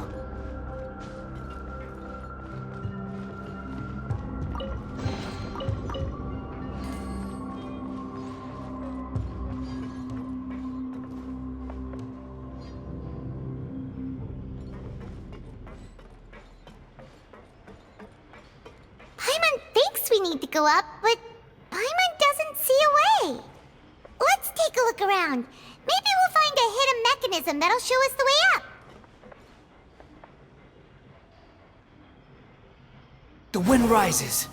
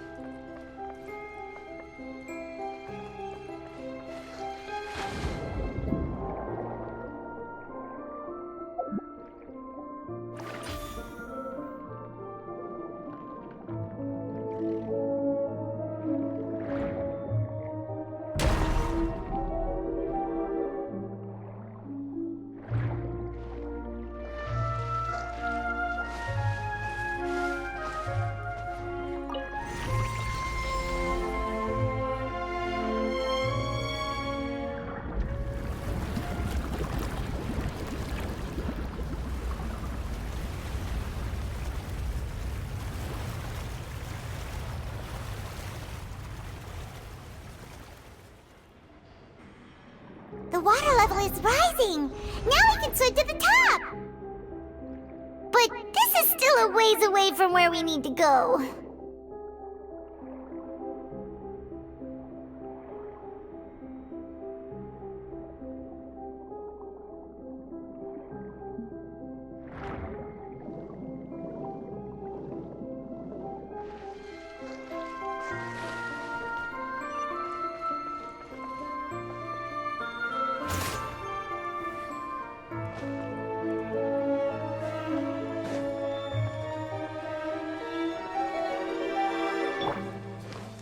Everyone hold hands. Jumpy Dumpty go! Behold! Ha!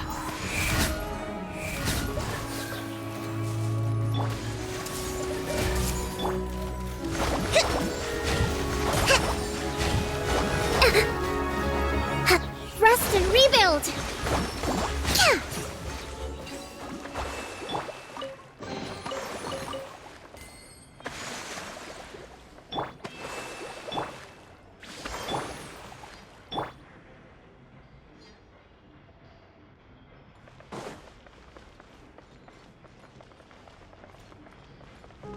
Squall and Fury!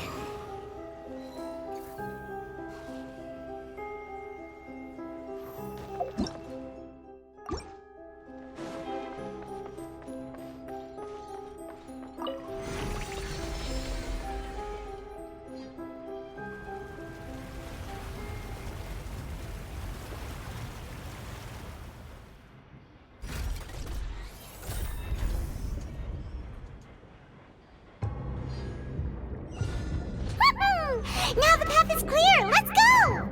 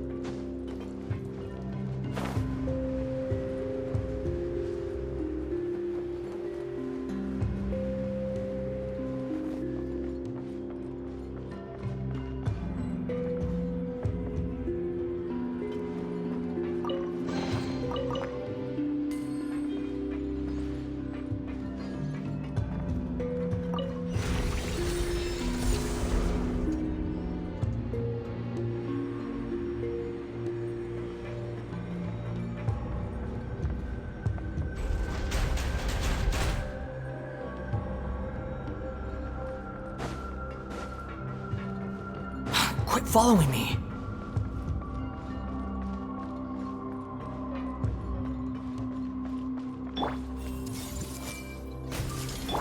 Let's move out. Hold the line.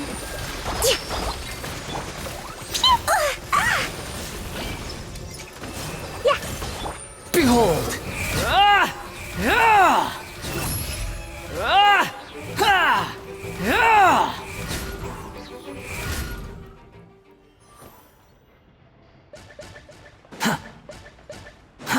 Too slow.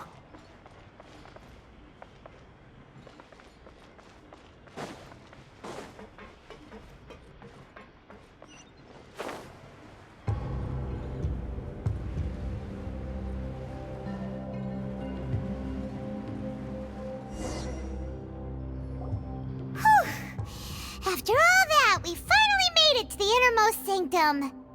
Though, as expected, the mastermind isn't here. That's right. Then let's hurry up and find some evidence so we can get back to the Opera House and help Navia.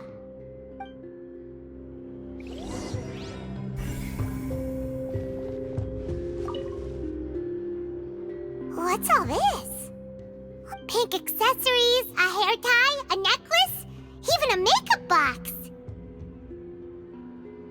Oh, Paimon sees it too, but why are all these cute things labeled with different girls' names? Huh?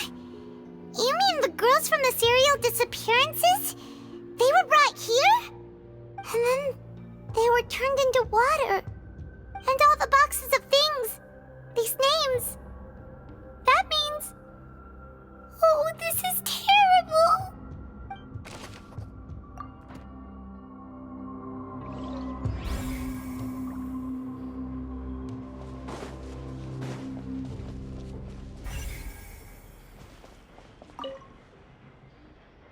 Let's see what's written here. Nothing escapes Detective Paimon's eyes. Callus. Navia's father. Oh, this seems to be an investigation report on him.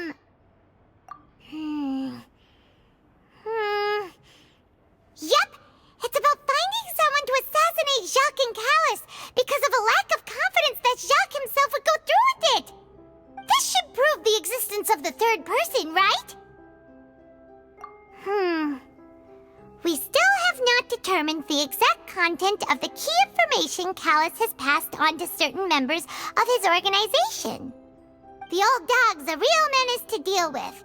Even if he abides by the promise he's made to us, he will still have the upper hand.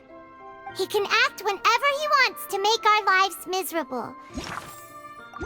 The only option left is to remove him from the picture entirely. I concur. Let's send someone to kill him. He won't declare war as long as we don't touch Navia. Oh, seems like we've got a bunch of correspondence between the higher-ups. They're all just so evil.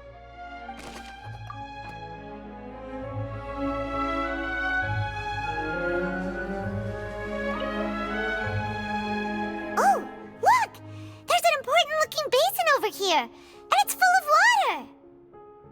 That means this is where they make all the synth, and that special water is the main ingredient. If you dilute it with normal water, you'll get synth, but the pure stuff can dissolve a human. Paimon will take notes on this incriminating evidence.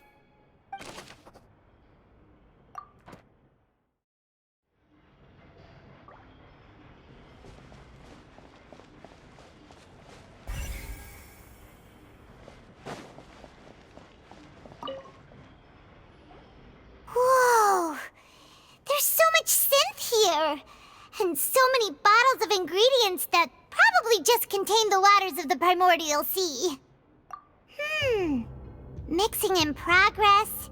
Ready to drink? Stock sample? Huh. They've also got all the synth pretty clearly labeled. Whoa! There's even fruit-flavored synth? Yep, it's super obvious.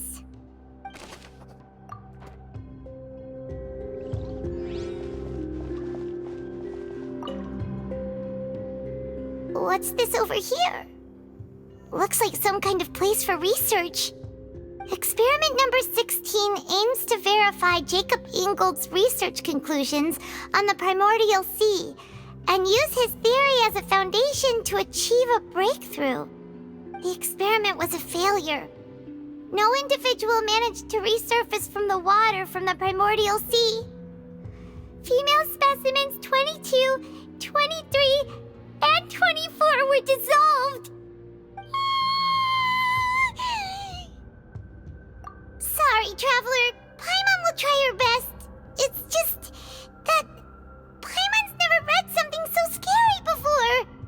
How can someone write something that terrible in such a matter-of-fact tone? You read the rest. Paimon's too scared to keep going. So that's why he did all of these experiments. Wait, did he really think he'd be able to find a way just by dissolving people over and over? That's just insane! Huh? Isn't that the name you heard by the fountain? Paimon thought he was an eyewitness in the serial disappearances case.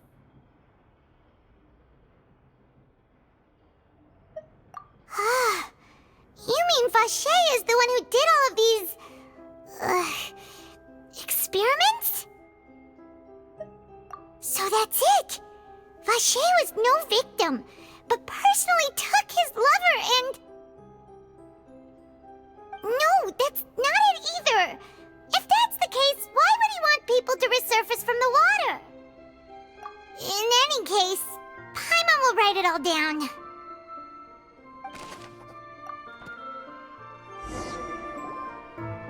We've looked at almost everything here, and it seems like our theories were spot on. But... yeah, we haven't found anything that reveals his true identity. No wonder even Neuvillette wasn't able to find anything. Whoever it is probably destroyed everything to do with that name a long time ago. That way, even if we bring all this back to the opera, we won't be able to identify the true culprit. Sure thing. Paimon won't admit defeat to this guy either.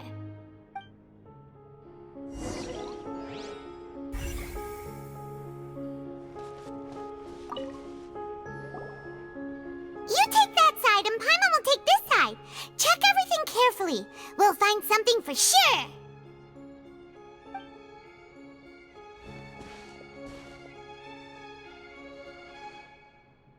Ugh.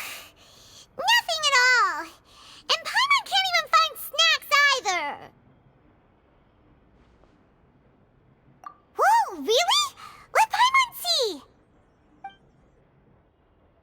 Vinier. Isn't that Vacher's lover's name? Then you found her diary. Let's see. Aw, it's just a normal diary chronicling their love story. She was so sweet, too. Oh, Paimon feels even worse for her now. So many! A whole page's worth! But they're all crossed out. Was she unhappy with all of them? The final name she decided on was... Marcel. Wait, but Marcel's pretty old. Has this case been going on for so long that he's Vacher and Vinier's grown son? Hey! Paimon still hasn't figured it out yet.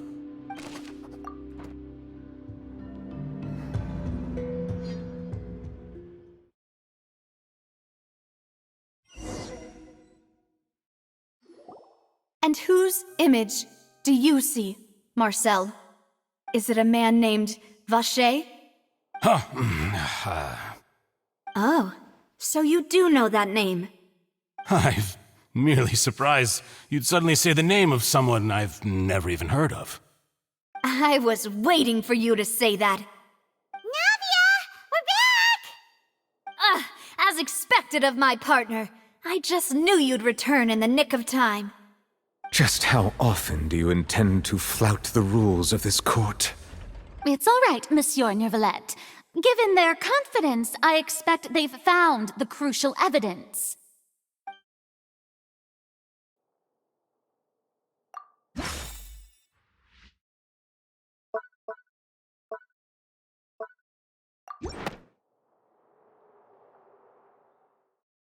But the truth of it, Marcel, is that you've always been Vache.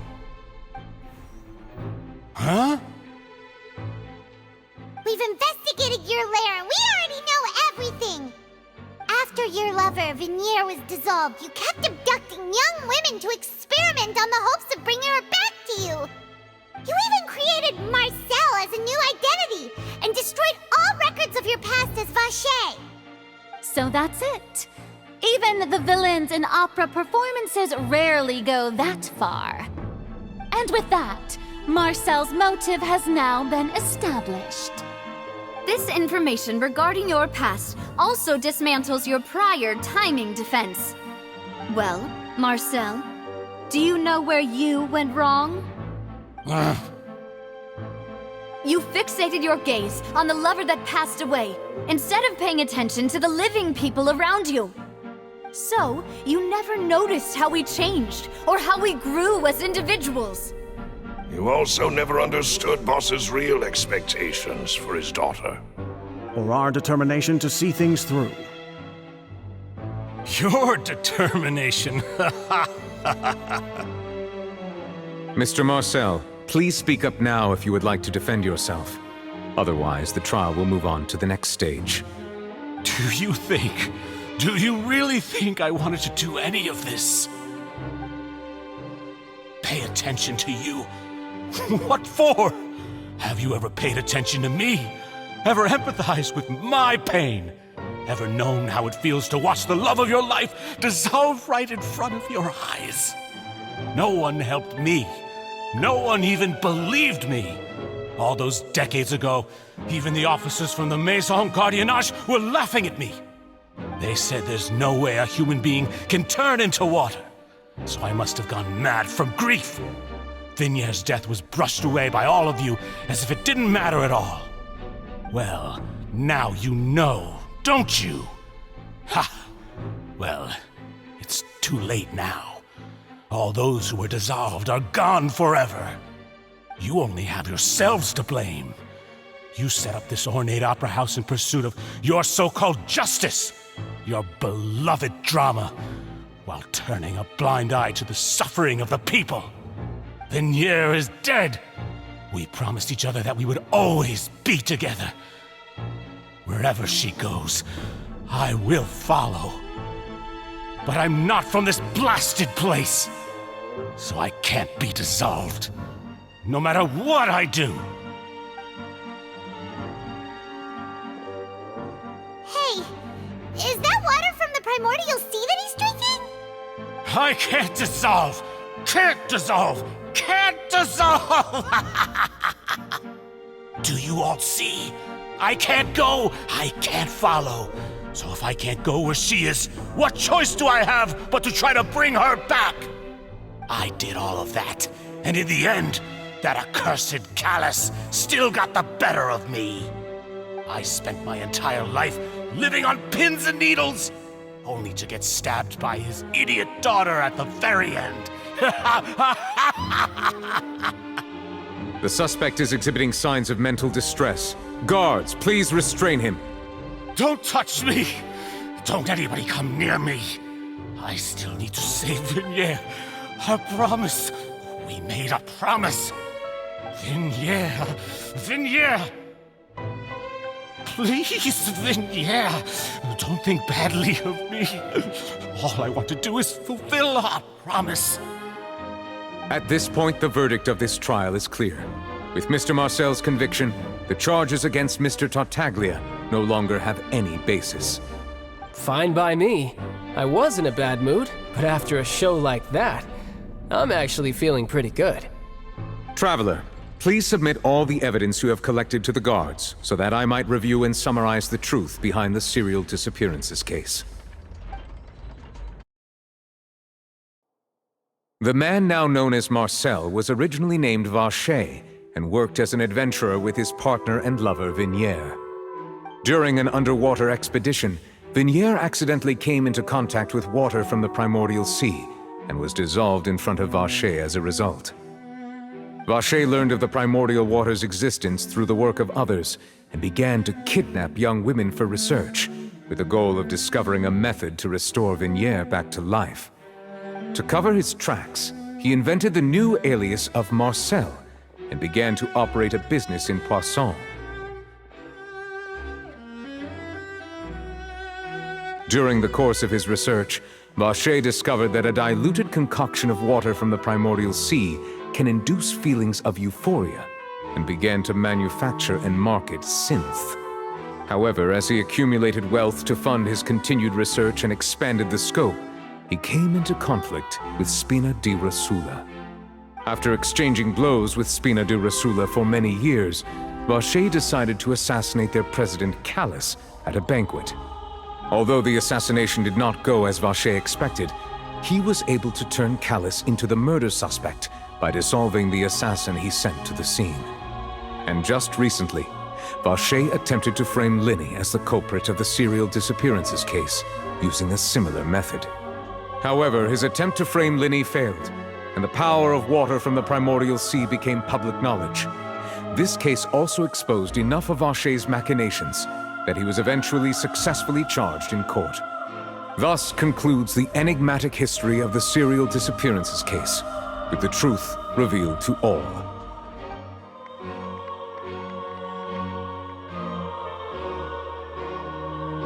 The Oratrice will now deliver the final verdict regarding the charges against Mr. Vacher.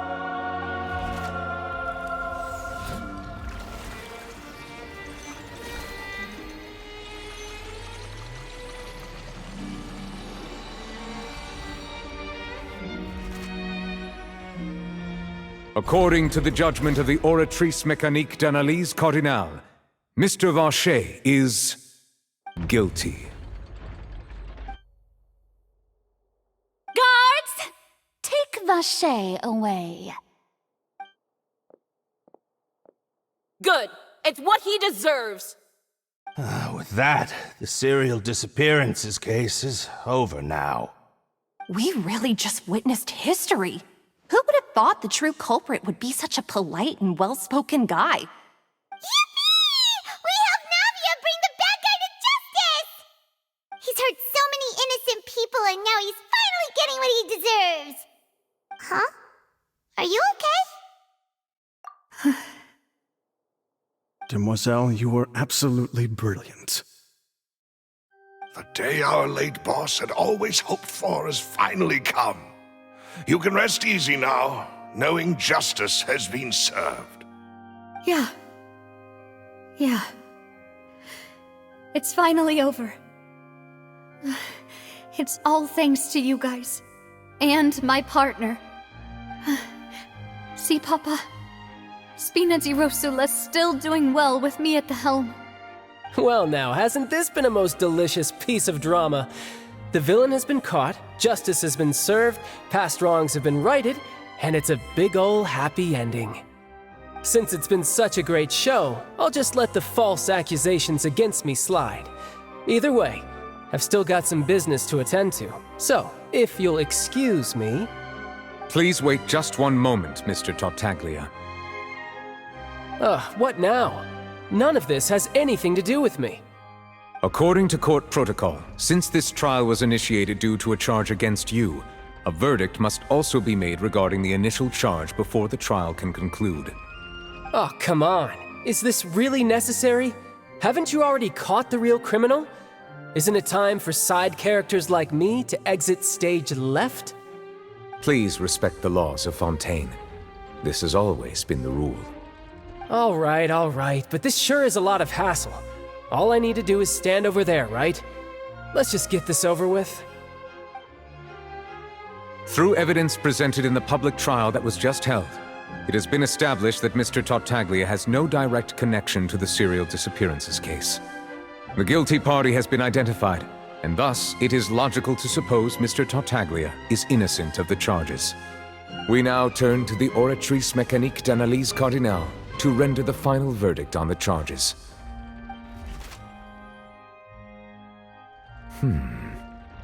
According to the judgment of the Oratrice Mécanique d'Analyse Cardinale, Mr. Tartaglia is guilty. What? Hey! That's not funny!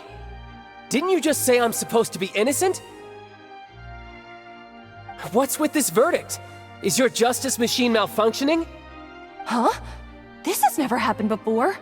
The Oratrice actually returned a different verdict from the Chief Justice. I mean, have you ever heard of an innocent Fatui Harbinger? Do you think the Oratrice might have just convicted him on general principle? But weren't the charges about the serial disappearances case? No matter what else he's guilty of, it shouldn't affect the verdict in this case, right?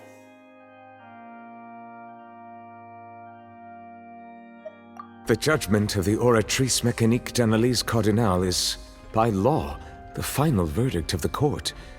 We must accept the guilty verdict. Guards, please take the suspect into custody per court protocol.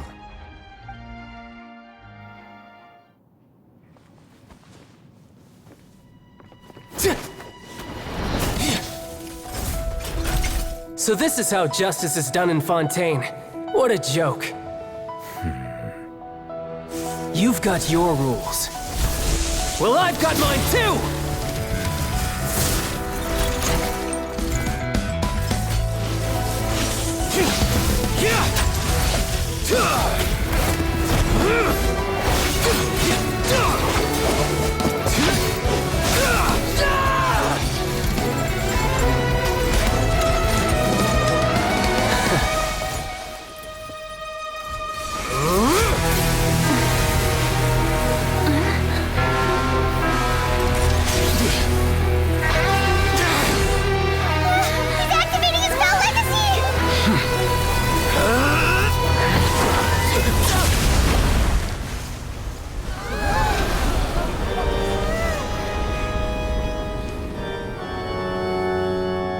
I am sorry. If you have been wronged, we will find the truth. But the rules of the court must be upheld.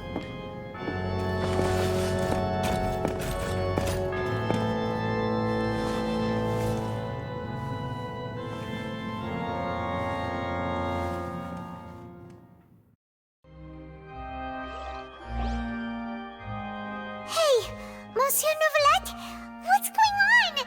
Shouldn't they have been cleared already? Apologies. This is also the first time I've encountered such a situation. However, according to the rules established at the conception of Fontaine's court system, the Oratrice's judgment is the final verdict of the court. All I do is follow court procedure. As for why the Oratrice arrived at the conclusion it did, you should probably ask someone more knowledgeable than me. Why are you looking at me? I had nothing to do with it! I don't know what happened there either! Hey, stop staring at me! What does Lady Farina mean by that?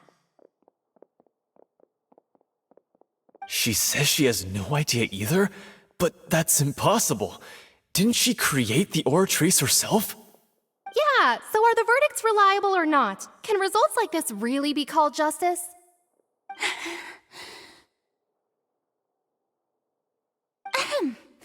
My dearest citizens, did you really think we'd allow an incorrect verdict to be handed out in this court?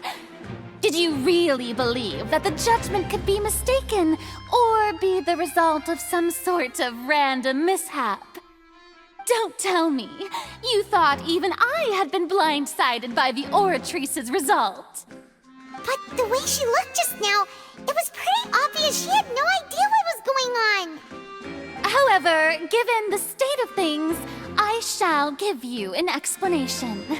Everything that just took place, including my supposed shock and bafflement, was a part of an elaborate performance, with every action meant to stir up drama and excitement. And, of course, for every performance there is a script. Everything has unfolded exactly as I expected from the very beginning. As the embodiment of the very concept of justice, The Oratrice shall never render an arbitrary judgment! If you thought Childe had nothing to do with the serial disappearances case, it is only because you've been blinded by the superficial appearance of innocence. Everything he's done, not to mention the danger he poses, are beyond ordinary comprehension and completely unforgivable! All shall be revealed in time.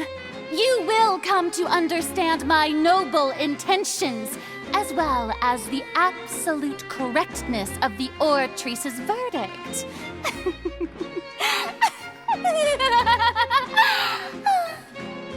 Now, having said that, although I hate to leave things hanging in suspense, it is now time for this performance to end. As the lead actress, I shall be the first to take my leave. Toodaloo! So she chose to make her escape after all, did she? So you're saying we shouldn't put much stock into what she just said? She probably just put on that performance to save face. As for the truth, it's unlikely that she actually has any idea. However, please be assured that I will continue to investigate this case in a personal capacity. Just as I promised, if the judgment has been incorrect, we will do our utmost to clear his name. All right. Even though we feel pretty badly for him, we'll take your word for it for now. After all, he's done plenty of bad stuff, so he should have known he'd go to prison someday, right?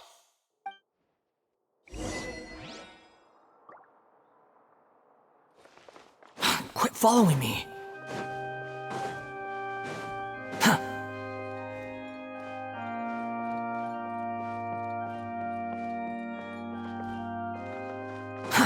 Too slow.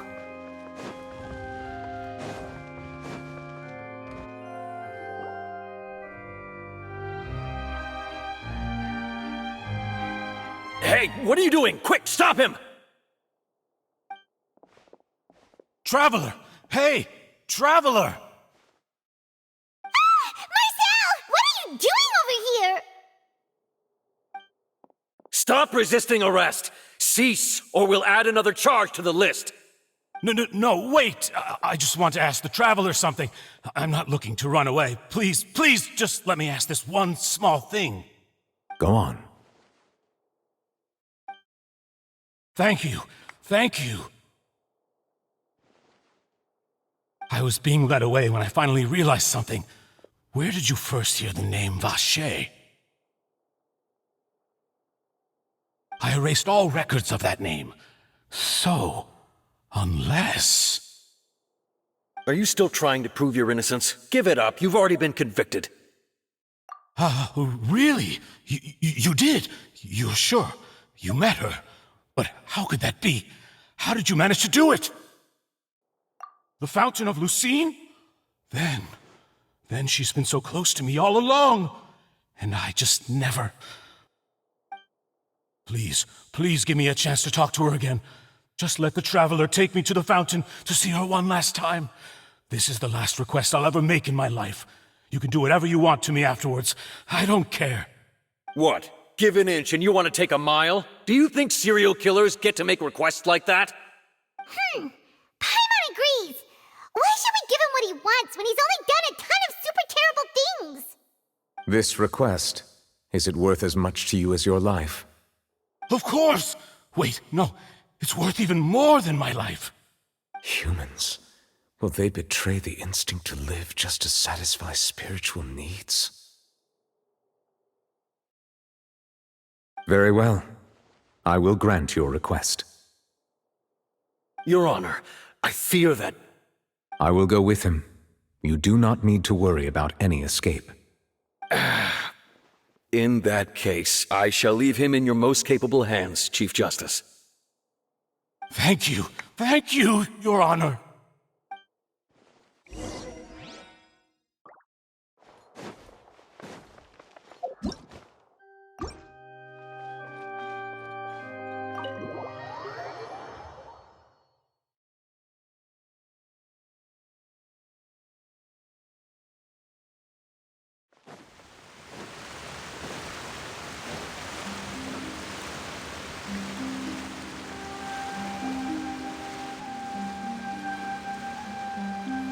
Is this the place? You said she's here, but what do I need to do to see her? Yeah, and even Paimon could hear her after drinking that thing. Didn't you just drink a lot of it on the stage as well? Oh, in that case... Vache! Ah! Yes, that's it! So you heard it too! Vinier, it's me! It's me, Vache! Vache? Vache! I'm here! I'm here! Where are you, Vinier? I'm coming for you. I'm finally here for you. Hey, wait! Be careful! Hey, wait!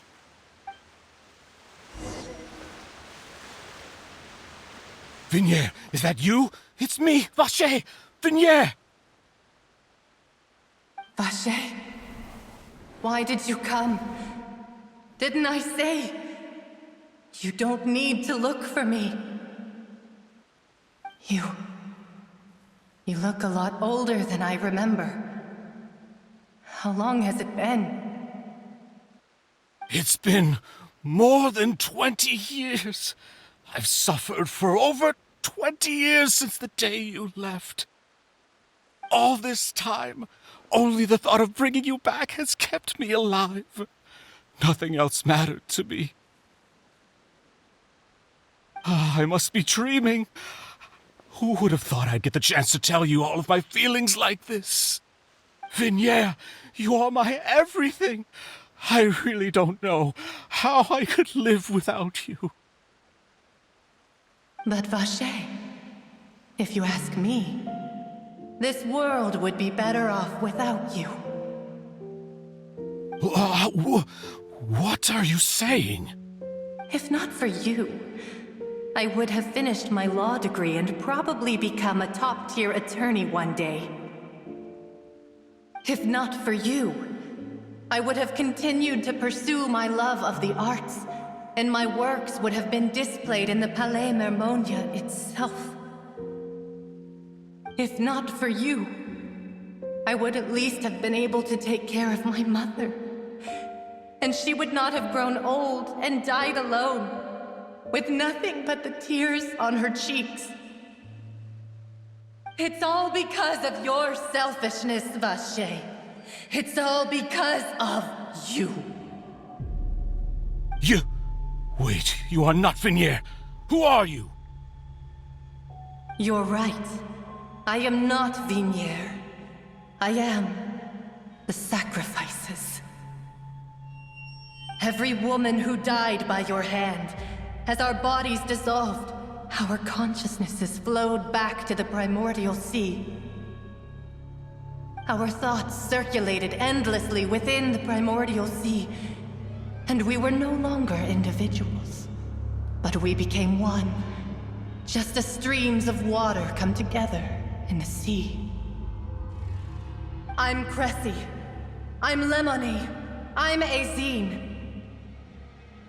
The only one I am not is Vinier. Why? But then, where is Vinier? She doesn't want to see you anymore. Every tendril of her consciousness is avoiding you. This is what you get for your selfishness. Your selfishness robbed us of our lives and our futures. You said time and time again that you'd do any and everything for her. But did you ever consider whether she'd want to see you do the things that you did? If she would despise you for what you became?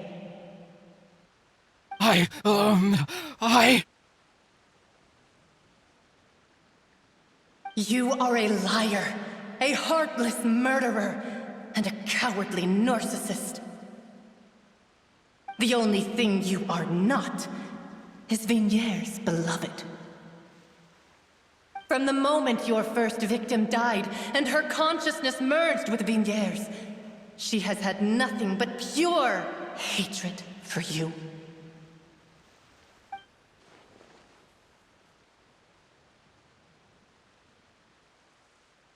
No! Vinier! She can't hate me. Let me see her, please. Have mercy. You still don't understand. When I said don't look for me, that came from the real Vignier. She really doesn't want to see you anymore. But on top of that, she also said that because it's her final drop of pity for you. She said that because she knew that if you did come here, we will show no mercy to you. Vache. Vache? Vache? Vache? Vache? Vache? Vache? Drown.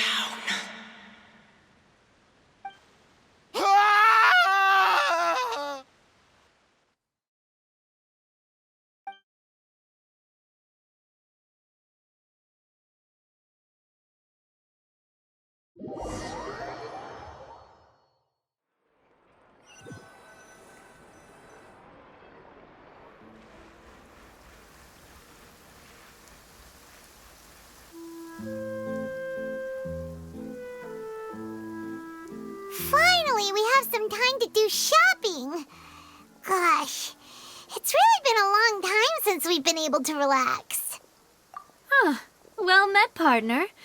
I knew something great was going to happen when I woke up in such a good mood today. Even this weather can't put a damper on the demoiselle's mood. It's a pleasure to see you both again. Oh, hey, Navia! It's been a few days. Paimon's already started to miss you. Oh, now that I believe. I'm easy to work with and always bring home the bacon. Who wouldn't treasure having a partner like me? Sounds like you're really enjoying life these days, Navia. What have you been busy with since the trial? It's just been one thing after the other. I've been making non-stop trips between Poisson and the court since then. Everyone from Spina di Rosula organized a memorial for my father. We never held a memorial when he first died, since everyone knew that even if we held one back then, no one was going to come. This time, though, everyone in Poisson, and even many people from the court, all attended. So his name's definitely been cleared now. That's what we like to hear. It's been the dearest wish of Demoiselle all along. That blasted stubborn fool. I was right to put my faith in him. I'm so glad I didn't give up on the case all those years ago. Oh, by the way, I ran into Charlotte just after I left the memorial service. Well, maybe it'd be more accurate to say I knew she would be there, and there was no way she'd just let me go. Huh? So you know Charlotte too? The Charlotte? Journalist from the Steambird? Yeah, way back when I first became the president of the Spina di Rosula, she was all over me. Wouldn't take no for an answer. I believe the story was called The True Heart of Darkness, Secret Tales of the Yellow Rose. To be fair, though, it was a really flattering feature. So, we've been on pretty good terms ever since. She was trying to lean on our friendship to get me to do an exclusive piece on the serial disappearances case. Oh yeah, she told us about that.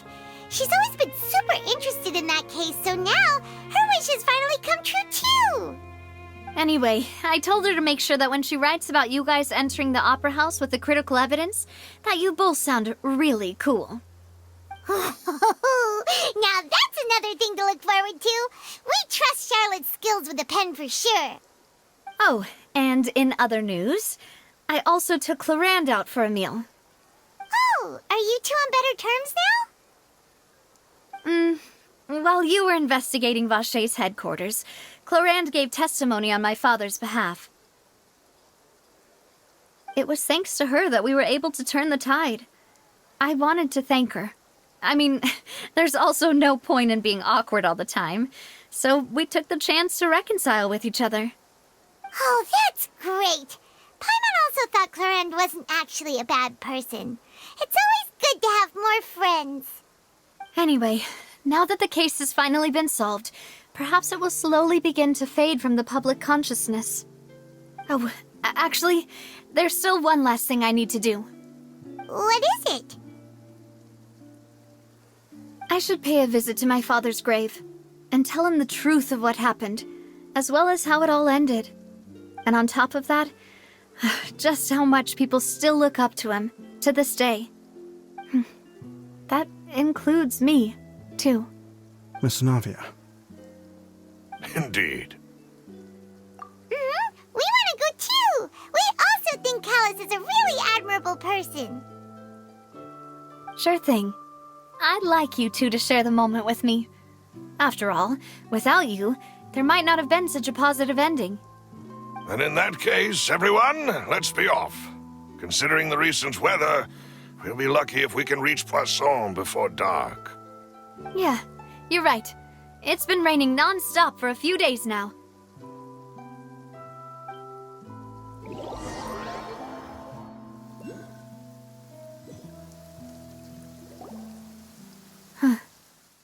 This is where my father's grave is.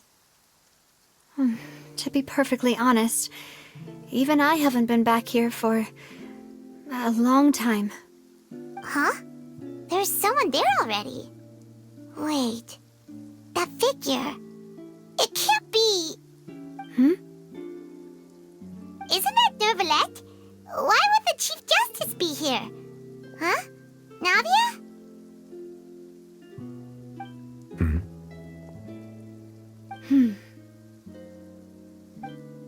My apologies. I should have asked before coming to pay my respects. Don't say that. Sorry about that. Oh, I was trying to say there's no need for you to apologize. I wanted to show my father how much I've grown, but still, I doubt I've grown to the point that even the Chief Justice would feel compelled to apologize to me over and over. In that case, I will stop apologizing for now. You really could use some pointers on understanding human emotions, Monsieur Neuvillette. In any case, why did you come to Poisson? Well, ever since that day, I've been turning a question over and over in my head.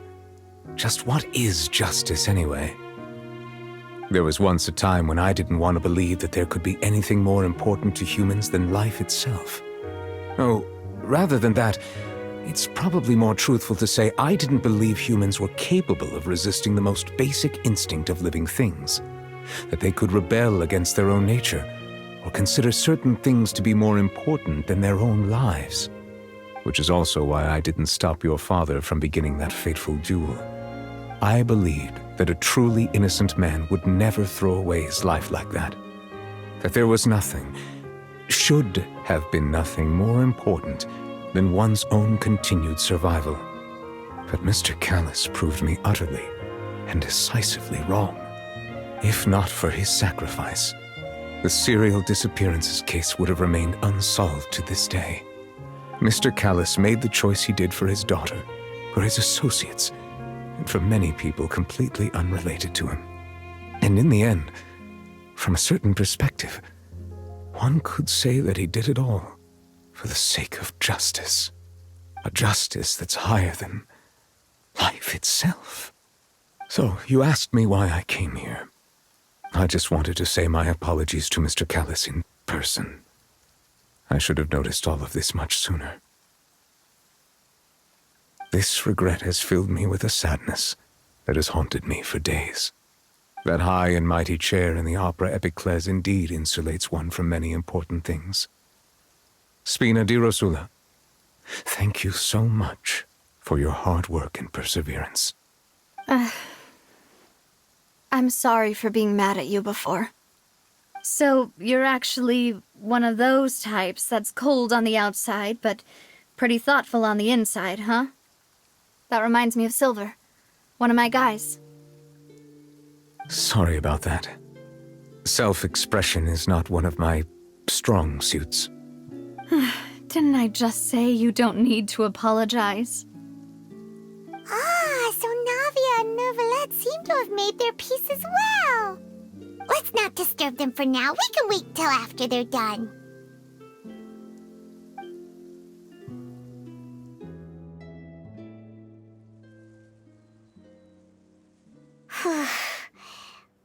Archon's never paid respects at someone's grave before. Did Paimon do anything rude there? Huh? Oh, Paimon didn't know that was a thing! But Paimon doesn't know what she would do if she can't fly! Oh no! Paimon hopes Miss Navia won't be too mad! Anyway, Nervalette is still standing around there. It's not often that we can catch him alone like this, so why don't we go talk to him for a bit? If we can't talk to Lady Farina, we can at least talk to him, right?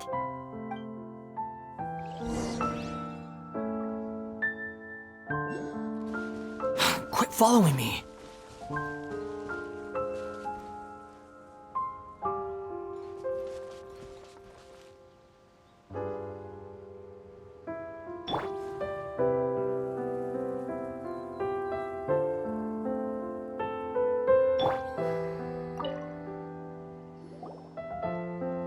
Oh, it's you two.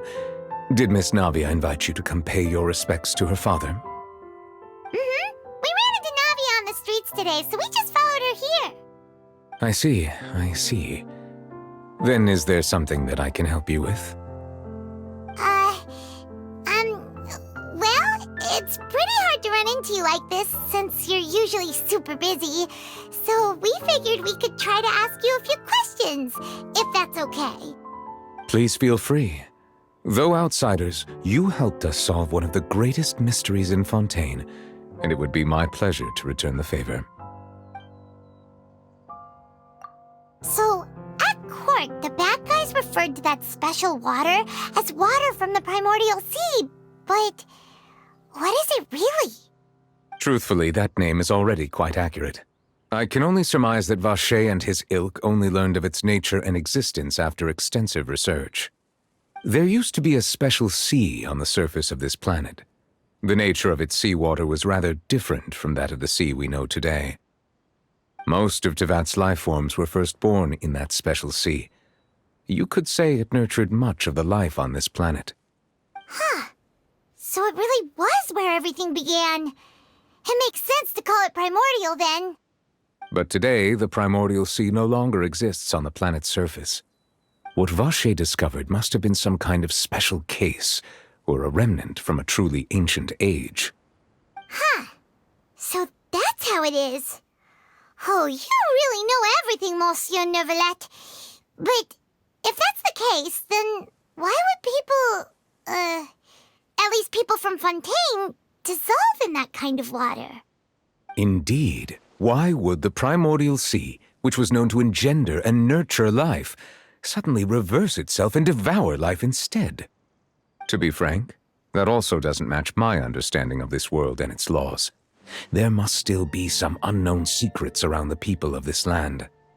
Is there anything else you'd like to ask me about?